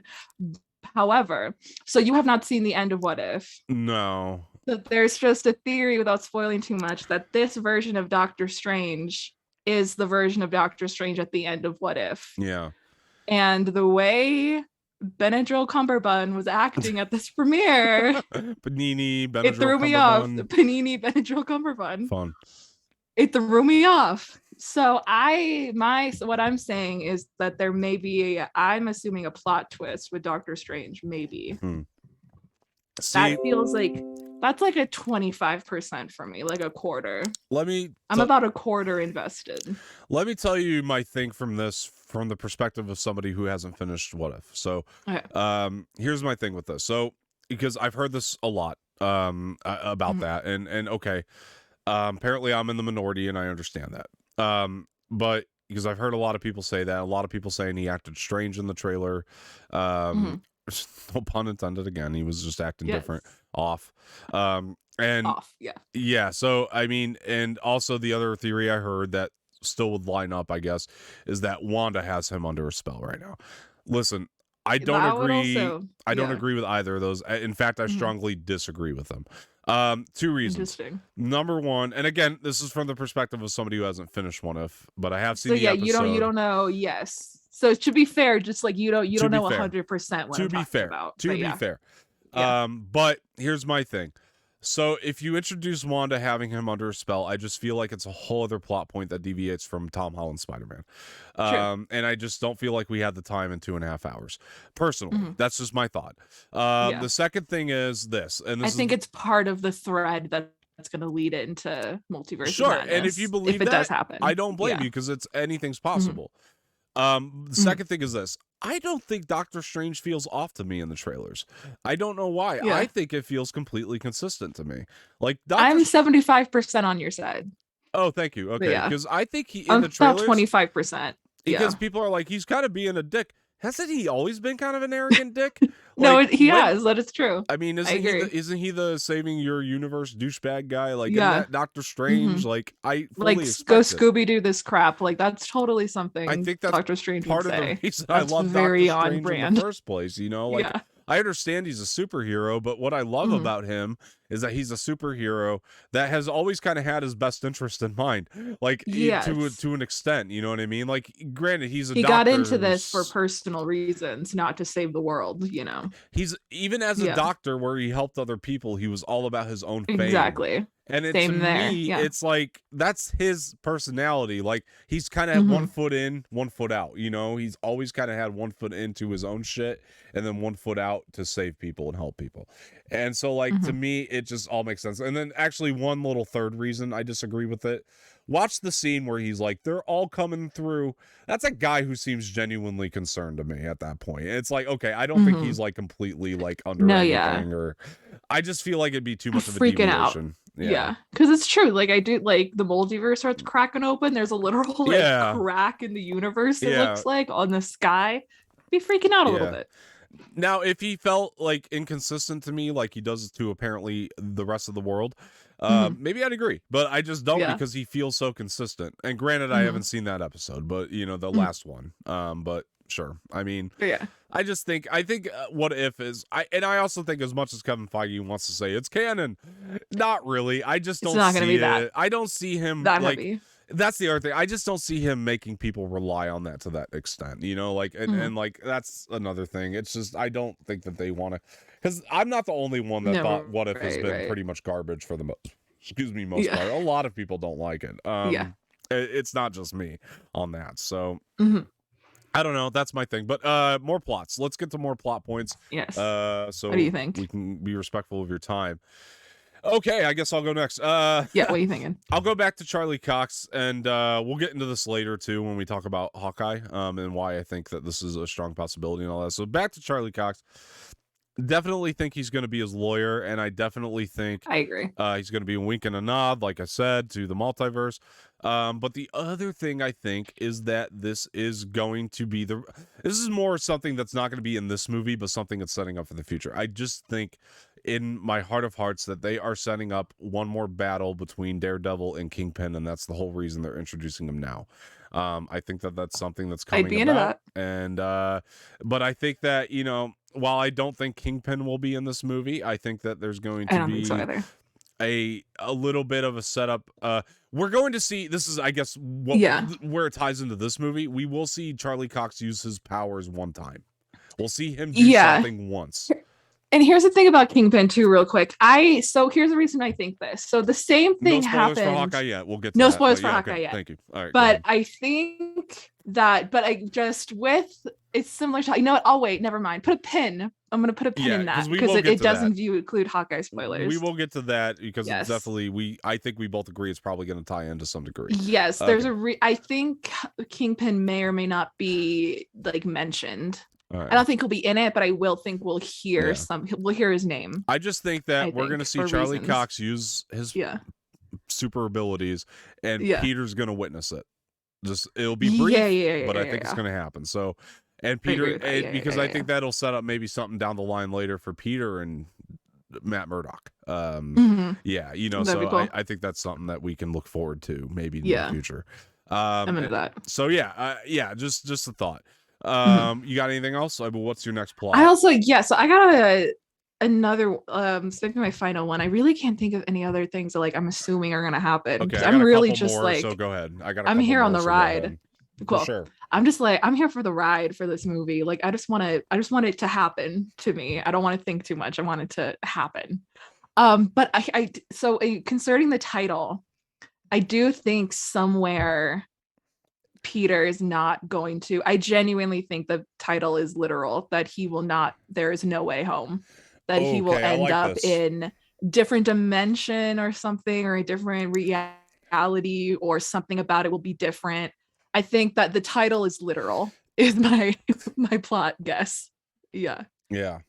That he will literally not have a way home. He will literally not be in the same, not because I don't want to say he won't be in the same universe, because I definitely think, especially I mean, since we know Doc Ock and Green Goblin are in it for 100%, that it's exposed to other universes, that I don't want to say he'll never be in the MCU again, because obviously like people from the Sam Raimi universe can be in the MCU, but I think he will be in a different pocket. Sure. Okay. Yeah. I just feel like that title's literal. Sure. I feel like they meant it when they said No Way Home. Sure. I mean, yeah, I like that. I mean, this will make sense. I mean, Sony's going to get Tom Holland back. We know this. That's what I'm saying. And you know, this will be the great way to put him there. I think it's going to be, I think that's going to tie into the emotional side of it. I think that this is going to tear him and MJ apart, sadly. And that's going to be heartbreaking to watch because Lord knows. Don't even say that. I can't. I'm sorry. I know. If me I too. have to watch, that would hurt. That would hurt. I want to cry talking about it. Because especially I love Tom Holland and Zendaya as people so much too. So I'm like, to know that they would have to play this emotional scene where like, that's how I feel about it. But I think you're right on the money with that. I think that's going to where the emotional side is going to come in is that. And I think that it's because it's going to tear him away from that. So I actually got 3 more plot points I'm going to throw out at you. Go for it. So they're going to be brief, but this is what I think. Okay. Right. One, and this is lower on my list. This is maybe like a 20%. Aunt May is going to die.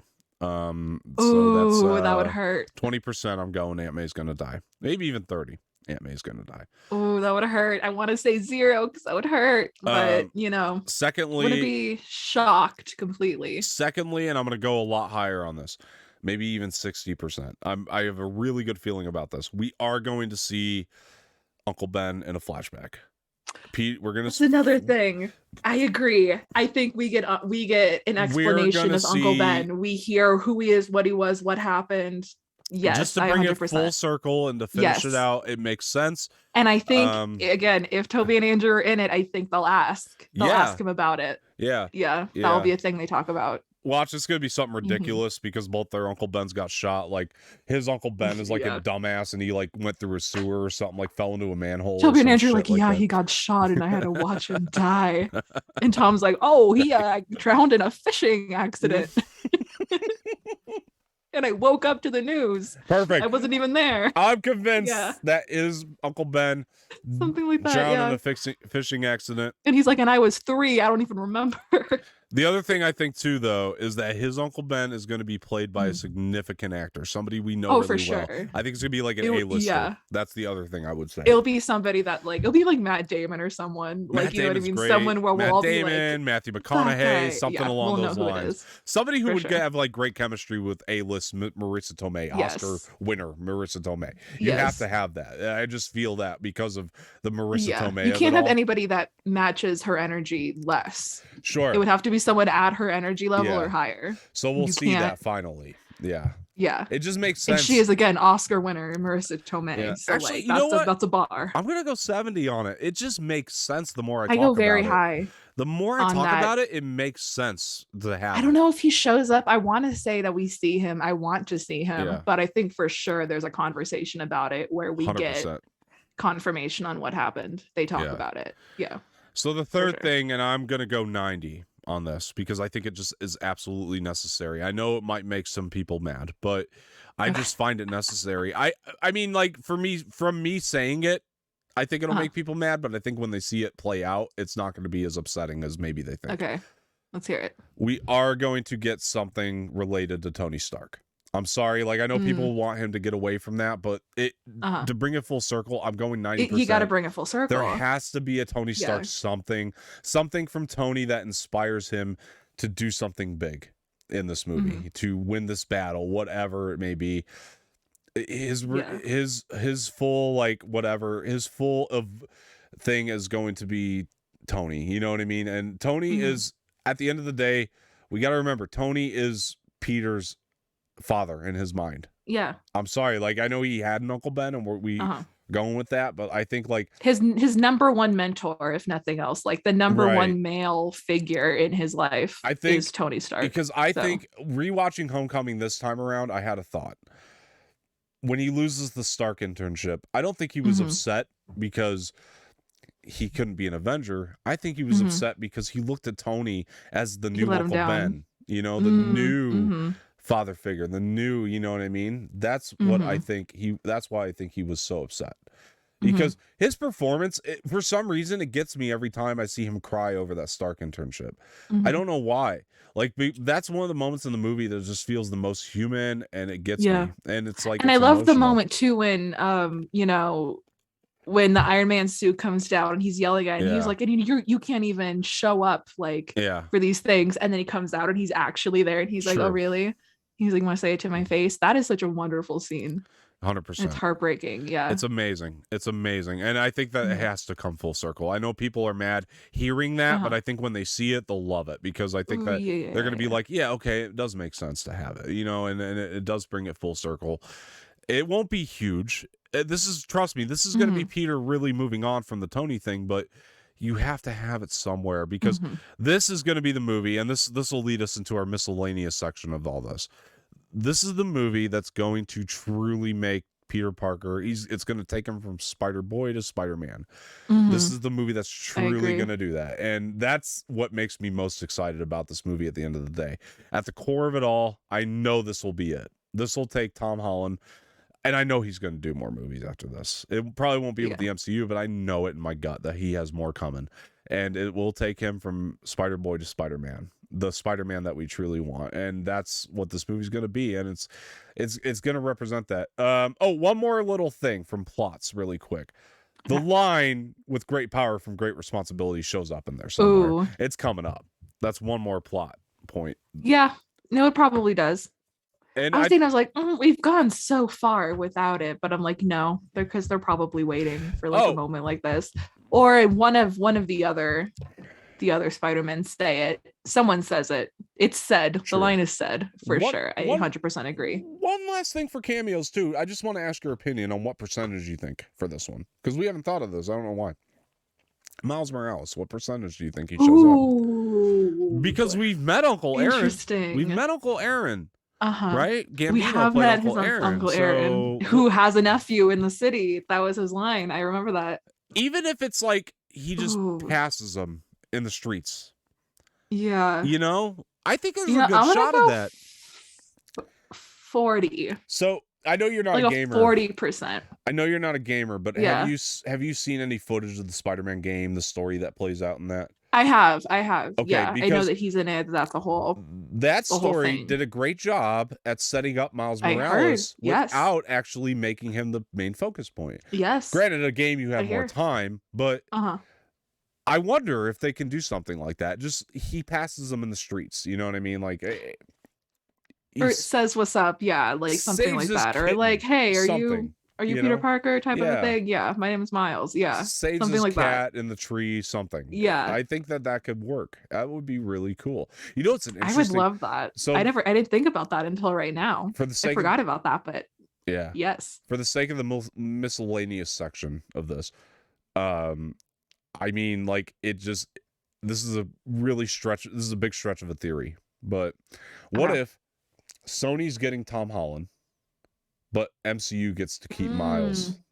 Maybe that's part of the deal. That would be really cool. Or vice versa. You know, like MCU gets to keep Tom, but Sony gets Miles. And they set it up here. Because that's possible. Yeah. I think it's actually Sony gets Tom and Disney gets Miles, if anything. And I was just saying like I'm the MCU and the MCU gets... We are representative of the MCU, folks. Yes. This is an official Disney show. This will be on Disney Plus, this pregame show. It will. 100%. This is for the children. I'll make sure I mark paid promotion on the fucking thing when I upload it. I did that on accident on our last show, and Jose gave me so much shit. He's like, why the fuck do we have a paid promotion? I'm like, I don't know. We're lying. Yeah. That's really So, okay. I'm into that a lot. I like really, because I really like bringing Miles Morales in. I would love, what came into my mind is like, maybe even like, we keep saying post-credit scene, but like, they had a what if in the post-credit scene? Yeah. They had to mediate the divorce, right? So why not? Somebody's got to get the kids in the divorce. You know what I mean? Right. Like, one goes with mom, one goes with dad. That's what they have decided. It's a Parent Trap situation. 110%. And I would love that. Like, so what popped in my head is like a post-credit scene of like, you know, a Miles Morales like watching this all go down on TV or something, or like maybe he sees a ripple in the multiverse that like pops up near him or something, and like he reaches in or something, and that's the end. And Yeah. it's like Spider-Man will continue, 100%. pops up, but it doesn't say like Peter Parker will continue. Right, But that'd be cool. Spider-Man does continue. There will you continue. go. That would be cool. See, I'm starting the to buy last into one this is more. Miles Morales, and I would have the chills Right. that would go down my spine. When I said it out loud, I wasn't If really that buying happens. it. I thought it was a stretch, Yeah. but now that you mention it That would be that cool. way, That just popped in my head. That would be. all right. Mwah. Let's Chef's get the kiss to that. expectations You in can have check that for now. free, Disney. I want to see that so bad. You don't Yeah. even have to pay me. You can have that one. Yeah. So my second miscellaneous thing, though, Yes. is that Willem Dafoe is going to give his best performance as Goblin, and I think that he'll be That the would be standout. epic. I've heard it's scary. That was the Really? thing I heard, that he I haven't like heard that. was scary. Wow. I think he'll get That's the the thing I best heard. one, and I think people are going to agree across the board Mhm. that it will be the best Goblin performance he's given. Yeah. So that's Gonna be- that's a that'd theory. Be, I it'd don't have know to be why I feel that. phenomenal. It's going to have to Yeah. be really damn good for that. But Uh-huh. yeah, I agree, because rewatching Tobey's, I was like, man, how's he going to like continue that or like top it? It's probably not going to happen. But Yeah. for some reason, I feel in my gut that he just gave something special in this one too. Mhm.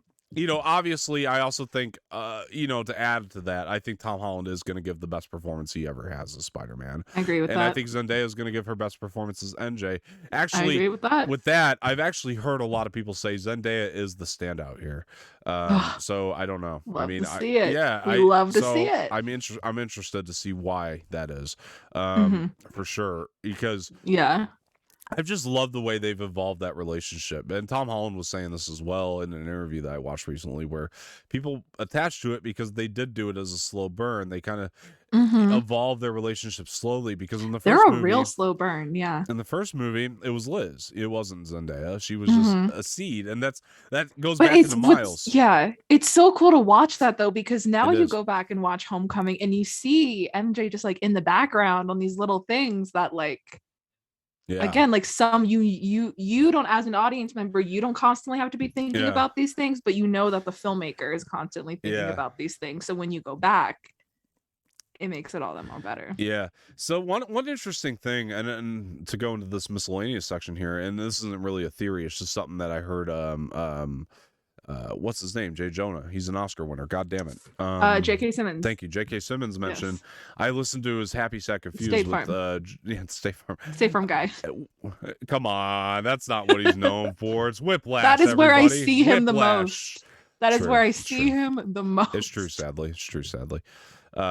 Even though he won the Oscar for Whiplash, which he won the deservedly Oscar. so. Bum, ba-dum, bum, bum, bum, bum. Yep. Neil Patrick Harris did that. I'll never forget. He hosted that Did he? Oscars, and when they came did, back didn't from he? commercial break, he went, because I think that was the commercial. Like Oh, J.K. right, I Simmons remember won. this. They went to commercial. They came back, and Neil Patrick Harris goes, "He won an Oscar." I remember Bum, this. ba-dum, bum, bum, bum. But interestingly wonderful. enough, I listened to. Oh, there's one more plot thing I had to throw out that connects into this, by the way, Mhm. because I wanted to make sure I got to it. So, J.K. Simmons was Jay on Simmons, Happy yeah. Sack Confused. I don't know if you listen to that podcast. Phenomenal podcast. I love Josh Horowitz. He's great. Get I on do that. like Josh Horowitz. I know him. His podcast is even better than everything else he does. I'm telling you, Wow. listen to it. Spotify, folks. It's phenomenal. But he had on J.K. Simmons, which was one of my favorite interviews he did. And he asked him Nice. about Spider-Man. Obviously, he's not Mhm. going to give any spoilers. But one thing he did Yeah. say that I found interesting is that when he said, well, this is actually funny coming out of his mouth, because he said when they talked to him about the role, he was like, okay, I love the pitch. I'm on board. I'm ready. I want to revisit the character. I'm excited. And then he found out that there was going to be no hair. He's like, no Yeah. hair, you know?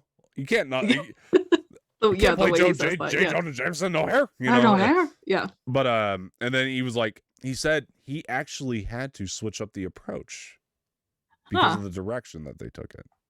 We love to see it. But he said, We love to see an actor. luckily, he said, and this could be, actor PR shit as far as we know, but he Right. also said he loved doing it just as much. But he said it felt like a slightly different iteration this time around. Mm. So that's going to be interesting. I don't think that it'll just be reminds me of a too lot of different, like but yeah, go ahead. that just immediately reminds me of like Mark Hamill talking about, The Last Jedi, where he was like, I fundamentally disagree with the direction my character is going, and yet I'm playing it as Yeah. best I can. Yeah. Because I'm an actor. That's what I do. I'm playing the character. Don't take me down It's not my rabbit job. hole though, because yeah. everybody's But it misquoting reminds me him. of that's a true actor to be like, Yeah, no, true. yes, I'm connected to You're this right. role, You're right. and I fundamentally disagree with what's going on, and I'm gonna play my ass off. Yeah. Play it the same way I would if I loved every line I was saying. All right, brief Actors. thing. Let me finish that quote, because he also always says Rian Johnson challenged me and I appreciate it, but everybody cuts it out of their damn Mark Hamill hates Last Jedi videos. Sorry. Anyway, that was a tangent. But no, so anyway, I just found it interesting, and I don't think it'll be like too different than the J. Jonah we know, but I do think that it is going to be slightly different. And so this brings me to the thing I wanted to bring up for the plot, and I just completely spaced it, but I'm glad I thought of this. So Far From Home happens, and I think you're going to agree with me big time here, because you were kind of on the track earlier with this, but I don't think you went all the way to where I'm going to go with it. Okay, so first of all, let me preface it with this. Multiverse has to be digestible for everybody to understand what's going on. Okay, so this is my kind of theory. It's got to be something simple, in my opinion, right, that caused all this. All right, so here's my full-blown theory about like what's driving this plot, and this is my opinion. Okay, so we saw J. Jonah at the end of Far From Home, right? Which is odd, in my opinion. And Charlie Cox is going to show up at the beginning, right? Which is odd. And we both agree this is before the spell with Doctor Strange. We both agree on that. Yes. Okay, so hang on now. This gets even juicier. The phase 4 of the MCU has never been harder to plot on the timeline. I'm like, what happens when? I'm like, when did WandaVision happen? I couldn't tell you. One of the things I dig about I don't remember. Well, WandaVision does. It's great. But actually, you know what? Rule of thumb. But there's a lot of like, so does this happen before? Well, tell me. So this is after WandaVision, correct? Or no, before? Yes. No. Let me give you a good rule of thumb, because I found this out recently doing the rewatches. Yeah. Because I looked it up. I was just wondering what other people had to say. All the shows so far take place before Far From Home.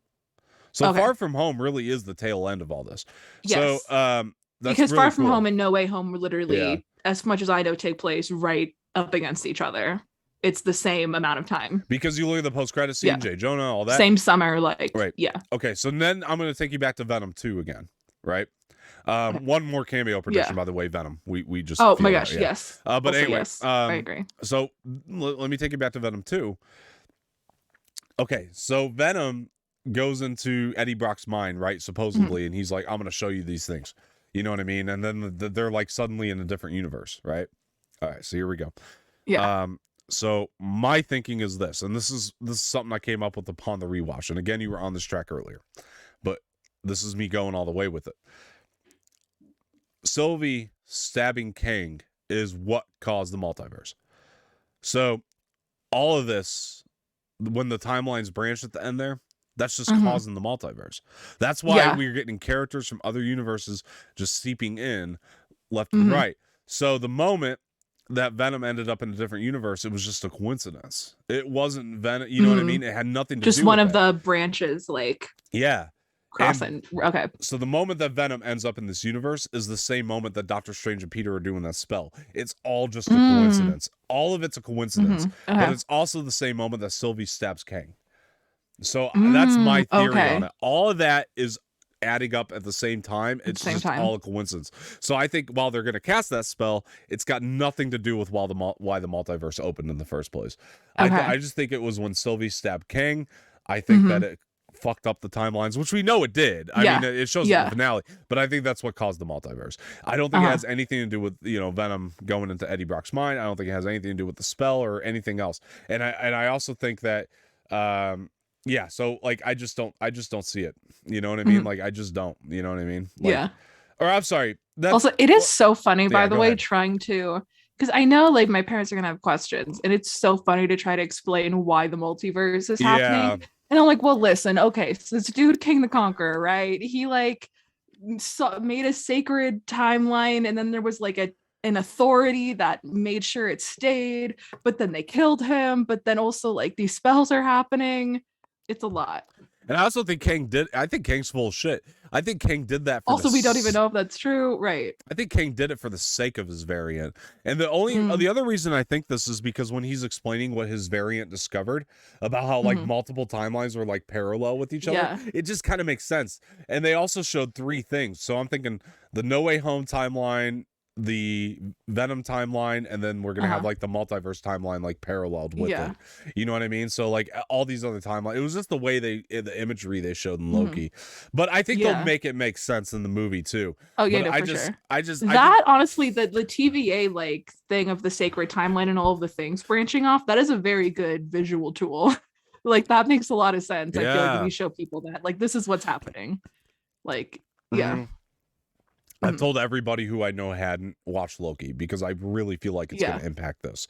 And it'll help you understand it. That's the one I feel like you do have to watch, because at least even in that first episode when they show, or they at least explain to you what the multiverse is, just watch that clip so you know.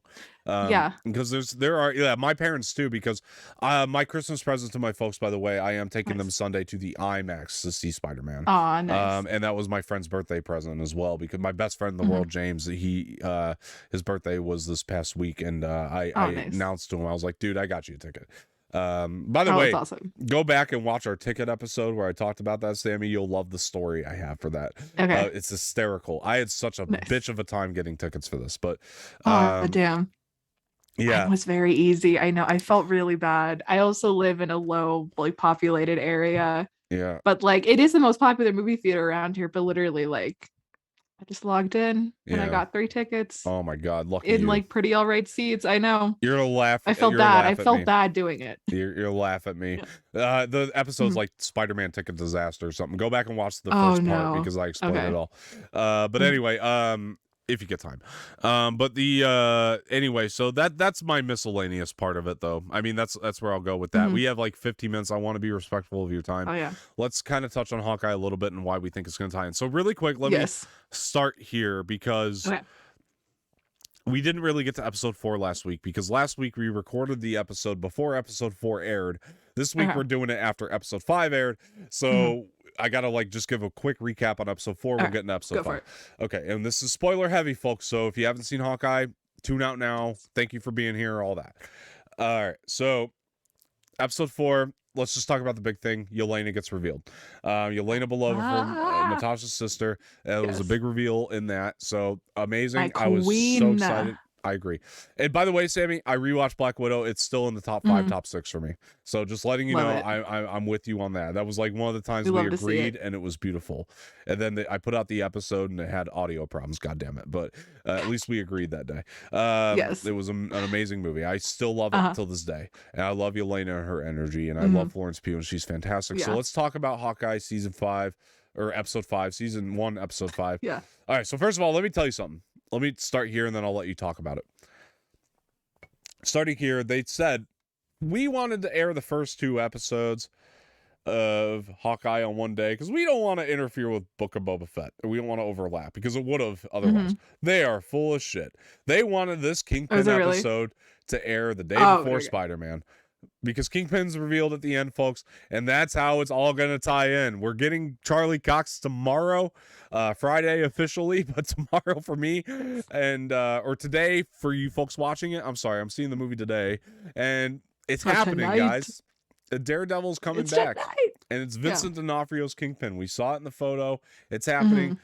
Sammy, what are your thoughts on the episode overall? I mean, give spoiler heavy shit. I mean, I don't care. Let's get through this so we can. I'm just loving the show. Period. I love the show so much, and adding Yelena only made me love it 10 times even more. This past episode was phenomenal. The one that aired today, episode 5. Holy fuck. That shit was phenomenal. Like, that was great. This is Marvel always is great storytelling, but like the way that, you know, one character from one movie then pops up in a TV show like this, that's about a totally different character, but still makes 100% reason why she is impacting Hawkeye and Kate Bishop's story. Oh, phenomenal. I agree. Also, real quick, but ode to Kate Bishop real quick, and the way Haley Steinfeld is playing her. Yes, I was excited to hear your thoughts. It is phenomenal. Yes, thank you. I am obsessed with the way she's playing it. Like, she's unabashedly, like, I think she's my age. I'm 23. I think she may be 22. She said in one episode. I think she's like a senior in college. I think she's 22. She is unabashedly just like a senior in college. The way she talks, the way she acts, the way she dresses, the way she presents herself. but also is dealing in the superhero world and can kick ass and is a phenomenal archer and can fight and like has 10 black belts, but doesn't lose her like her personality. Everything about this, like every single episode, I'm like, I can't believe how just real and relatable while also kick ass they have made this character, and that it's also a society, and that it's a female character. I'm like, this is everything. That character is becoming everything for me. I love it so much. And literally the scene where they talk and they have mac and cheese with what is it, hot sauce in it, with her and Yelena. Yeah. In this last episode. Like, I don't know what more to say. Chef's kiss. You know, it's really I have funny. no complaints. It was perfect. So really funny stuff. So two things. Okay, so number one, I showed Jose Edge of 17 for the first time. Mind blown by love Edge of 17. It's one of my favorite movies of the past. Favorite comedies definitely of the past decade. It's probably my favorite comedy of the past decade. That really Big Sick. That Big Sick. My favorite comedies of the past decade. I really loved. We haven't talked about this yet, but oh my god, Seth Rogen and Charlize Theron. What was that was called? great too. Long Shot was great because I watched that one recently too. Yeah. We Long Shot is become like one of my favorite comedies of the last couple of years. You did. I love that movie. Do you see how that movie's like comparison, by the way? I do. It's definitely inspired by it. Yeah. I do indeed. Yeah. That movie, like, that is my type of comedy. That, like, amazing. I loved it because I feel like that and 22 Jump Street and 21 Jump Street. Also, I feel the same way where I was like, that's the comedy that like those are great. Every single time I will laugh. I love it every single time. That type of comedy. But I showed Edge of 17 to Jose, and we both man cried to that too because I love that movie and he loves it. And now he was his mind was blown by it. And it was really funny thing. I told a bunch of people in 2019. 2020 is going to be the year of Haley Steinfeld, and it probably would have been had we not had the pandemic. I predicted this. So, you know, so close. Granted. But yeah, I mean, so yeah, I agree with you, Sammy. Haley Steinfeld has been one of my favorite actresses since True Grit, where she got nominated for an Oscar. She's phenomenal in that movie. She's so good. I remember seeing that movie like when I was like 12 or something, but I saw it. She's one of the youngest to get nominated, and this show shows us why. Between this Bumblebee, Edge of 17, True Grit, I mean, you just see it, and she embodies Kate Bishop to a degree that I just couldn't imagine it ever being.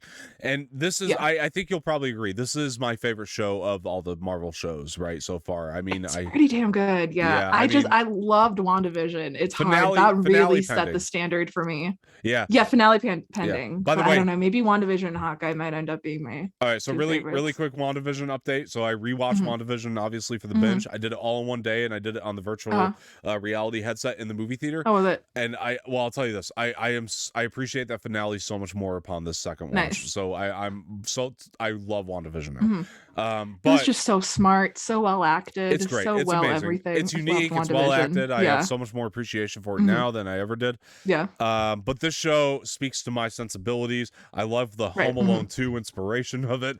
I know that sounds strange, but it's great. But it's there. It's great. And I also I like how they give a good balance of dark, you know, comedy, light, you know. And oh my gosh, it's just so real. I really love that they really said like, well, what happens? I really feel like they had like Kevin Feige like had a conversation with everyone and was like, all right, bro, what's next after Endgame? And he was like, trauma is what is after Endgame. They're gonna sit down and they're gonna deal with their trauma. Because that's what WandaVision was. That's what Falcon and the Winter Soldier was. That's what Loki was a little bit. Like, that's what Black Widow was. Shang-Chi had a lot of just sitting down and dealing with trauma. Eternals had a lot of sitting down and dealing with past trauma. Like, by the way, how'd you feel about Eternals? Can you give me real quick awesome. I liked Eternals. I liked it. It was all right. I think I liked it a little more than Shang-Chi, I gotta say.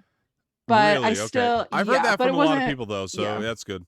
I've also heard a lot of people Shang-Chi was maybe at like an 80% for me, and then Eternals was like an 85%. Let me ask you this: do you think Black Widow's still at like a 98 though? Do you think it should be the lowest reviewed Marvel movie? Because I highly disagree. Oh my god, no! That's it pisses unbelievable. Me off. I could go on a whole rant. Me too. After I saw the movie and I looked at the reviews, it pissed me off. It makes me angry. Why does it have those low reviews? If you like Man of Steel, if you like Endgame, if you like The Dark Knight, if you like any of these longer, slower, like let's sit down and talk about it, superhero movies and you didn't like Eternals, I'm like, you got some personal issues. Yeah. I did not understand it. That cast was brilliant, and Gemma Chan included. I don't know why people are shitting on her. And like Kumail Nanjiani definitely the standout for me. I thought I loved his humor in it. I thought I really loved Macari. Richard Madden Macari too. Oh, Richard Madden was sure. really good. Richard Madden was great as Icarus. That twist was unbelievable. That was a good twist. I liked it. Yeah, I like Shang-Chi more, but like excuse me, burping. It couldn't be a pregame show without drinks, but so I definitely like Shang-Chi more, but like Eternals has some heavy shit to wrap your head around, and I think people should like look at that and go, "What the fuck?" I know. People are in a weird mood right now. I hope Spider-Man brings us all back together, honestly. But all right. So anyway, but no, I liked it. It was good. Moving on from Eternals, I really thought it was great. I really thought Eternals was great. Oh, but the kingpin of it all. What I was going to say earlier that we put a pin in, I just remembered.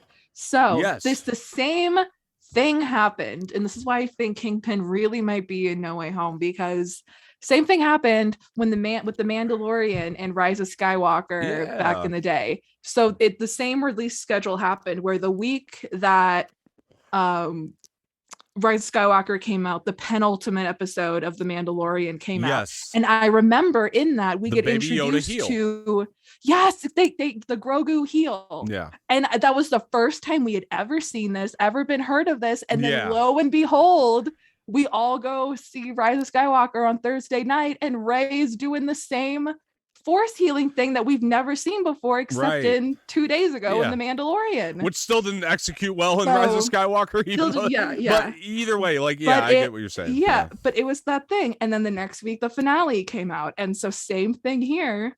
So I because like before this episode, I'd be like, really, Kingpin? I don't know, but now I'm like, they've done it before. No, I mean, it would make sense. It's Kingpin and the Eleanor thing is the Spider-Man too, and the Eleanor thing. Yeah. Oh, that's mind-blowing that she's I mean, I knew it was good. I was suspicious of her. I knew she was bad. I have been suspicious of her. What really threw it for me was the first scene where they show like Kate when she was younger, of how like much they hyped up her dad. Yeah. And how much like her dad was like dies a martyr basically. And then her mom just like does not rise to that occasion even slightly. And I'm like, ooh, that's because she's the villain. She's the villain, and I know it. But I genuinely believe that she still loves Kate. I think she really has a genuine love for Kate. I know people have disagreed with me on that. That's her weakness is Kate. Kate is the weakness, and that's what's going to bring it all to a head. But what threw me was the fact that they cast Vera Farmiga, and having seen Bates Motel, that can go any way it wants to go. She's phenomenal. She plays. Still haven't seen that Bates Motel, but I know. Yeah, I know. I know you'll love that show. Just because of the way, especially because I know like your tastes and everything, and how Vera Farmiga, I know like the actresses you love, and Vera Farmiga like said that like she based her character on all of those actresses that you love. Like so watch it, but so I feel like she pretty much takes that with her through her whole career, and like she's so good in the show and she's phenomenal. But to tie it into Spider-Man, yes, the Kingpin of it all is setting up. Mark my words, it's setting up the battle between Daredevil and Kingpin at least one more time, whether that be in a TV show. God damn, I hope it's in a show. Please watch, at least Sammy, watch season 1 of Daredevil. Season 1 is phenomenal. I fell off in season 2. I haven't finished it because I'll be honest, I got bored. But I've heard season 3 is good. I hear season 3 picks I've heard it back 3 up, was right? good. Yeah, I fell off in season 2 because I got bored with it. I'll probably go back and rewatch now. But season 1, you will be blown away. Vincent D'Onofrio's Kingpin is what Ryan Reynolds is to Daredevil, is what Robert Downey Jr. is to Tony Stark. It's just he was born to play it. It makes sense that they picked him to do it again. And Charlie Cox, while not quite there, almost there. So at the end of this last Hawkeye episode, there was like the outline of Kingpin was like the last thing. Like at the end of the credits, there's like a last shot that's just like Hawkeye, and it's like Kate and Clint on like two sides of the building with their arrows. So when they pull out for this episode, it's like in the shape of Kingpin. I watched this with a buddy and we both saw it and we were like, that's badass. So we did see that. I always watch because they sometimes do post credit scenes in the shows. Nice. Usually only in the finale, but the penultimate, you never know. We did see that. That was really dope. I watched this with a buddy really early this morning, but we both loved it. So yeah, definitely saw that, definitely loved it. It was great. But yeah.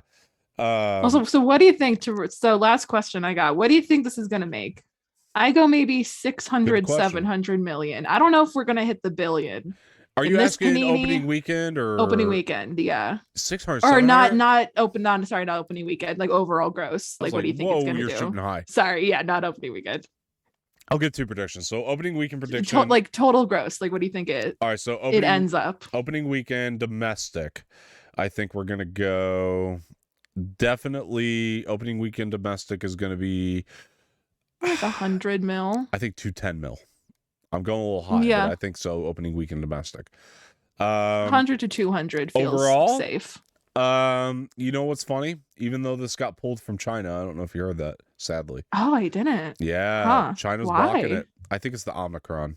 I think it's part of Hmm. it. I think so. I got to reread it, the report, but I think we still hit the billion mark. I think at least.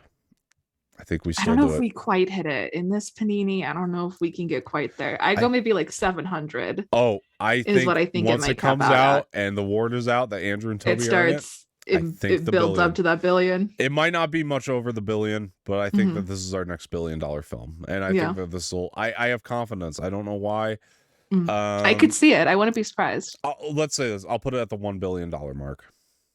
So Would not that's be it. surprised. Yeah. So that's where I'm going with it. Yeah. All right, Sammy. So I mean, listen.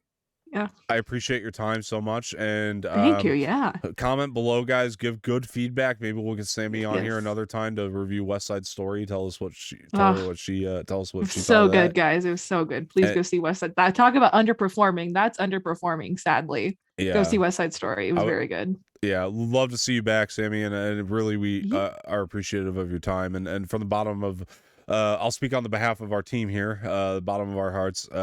Definitely, we miss you, and so thank you for being here. And this was so much fun. And Thank you. this was more nostalgic than seeing Tony and Andrew. How about that? So there you go. It's pretty up there. We're very Yeah. happy to have you back for this, and no better time to have you back, honestly, than to talk about Spider-Man. Yeah. And it's great. You're right. So thank you so much. I'll let you give a closing statement about Spider-Man or whatever you want to say about it, and then I'll give mine and we'll close it out. So I mean, I guess please just don't be angry if Tobey and Andrew are not in the movie. That's what I would leave you with. Be excited and hopeful that they are, and if they aren't, move on with your life and go watch, their trilogy and duology on your couch, and they will still always be there for you. Always, even if they're not in this movie. Yeah. And it will be okay. Yeah. I also think they're in there. I don't think you need to worry that they're not, but I think we do need to worry about, because I fear that a lot. Like, I really think they're in there, but I know that if they aren't, like, it literally, like, insurrection level anger, I think, is how some people for sure will feel. So please don't be one of those people. It's fun. It's Spider-Man, guys. He would want us, Peter Parker wants you to have fun. So have fun, okay? He doesn't want you fighting each other. Absolutely. And my final thoughts. Honestly, remember that. And with great power comes great responsibility. Exactly. And that's the message of Spider-Man. Don't forget that regardless. And don't confuse your speculation for expectation. So, and Sammy couldn't have said it better there. And honestly, guys, because this is the last big movie of the year, like massive event film, and we're closing it off strong, I really feel that in my gut. I feel in my gut this is going to be amazing. Seriously, guys, this year for this channel has been a journey, and it's great to have Sammy back for it. And like, honestly, just thank you so much for joining us on all of our adventures that we've had this entire year. Thank you for having me. Incredible. Yeah. Oh yeah, for sure. And it's been great. And to the audience, thank you guys too. So we just need to definitely just be aware of our expectations and speculation and all that, like Sammy was saying, and definitely just keep it leveled, you know, and just let's have fun. Let's not make this a Last Jedi situation. We don't need that. You know what I mean? There's so much division in this world.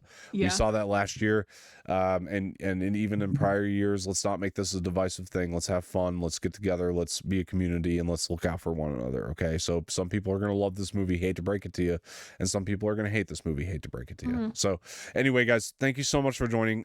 Please like this video, subscribe to the channel, leave some feedback in the comment section, share this with your friends, hit the bell for notifications. Sammy, I'm going to turn it to you. This is crazy nostalgic, but where can people find you? Yeah, I'm on Instagram at Sammy Ramirez 14, on Twitter at Sammy Ramirez. I had to remember which one was which. But that is 14, Sammy Ramirez 14 Instagram, Sammy Ramirez on Twitter. And yeah, thank you for having me. This was so much fun, and I cannot wait for tomorrow. Freaking out. Yeah, and you can find me on Twitter at Dom_Martino_official, on Instagram Dom_Martino_official. I'm sorry, official's not in the Twitter one. But yeah, sorry, I forgot that. I always fuck those up. I always fuck those up. That's gotta be nostalgic for Sammy. Anorex official across both platforms, like old times. Twitter, Instagram, and if I had the budget of Kevin Feige and Marvel and Disney, I would put a thing up that says Sammy will return, because I'm sure she will, and it would be amazing to see. Yes. And she owes me another Audrey Hepburn episode we're gonna watch hopefully at some point. Yeah, that's true. I know. What's the one? Nun's Story, Children's Hour, right? Children's Hour is the one I really want to see. We'll get back together for that at some point. I'm sure we have to. It's just a must. Yeah, guys, please show support for Sammy. She was really great to give us more time than necessary tonight, and I appreciate it so much. And on behalf of the channel, thank you, Sammy. Anyway, guys, do all that, and Spotify, please follow us over there, please. And do not go over to the merch store because all of that shit's outdated. We will update that as soon as possible. So thank you so much. I appreciate it. And everybody have a good night. Thank you. Later.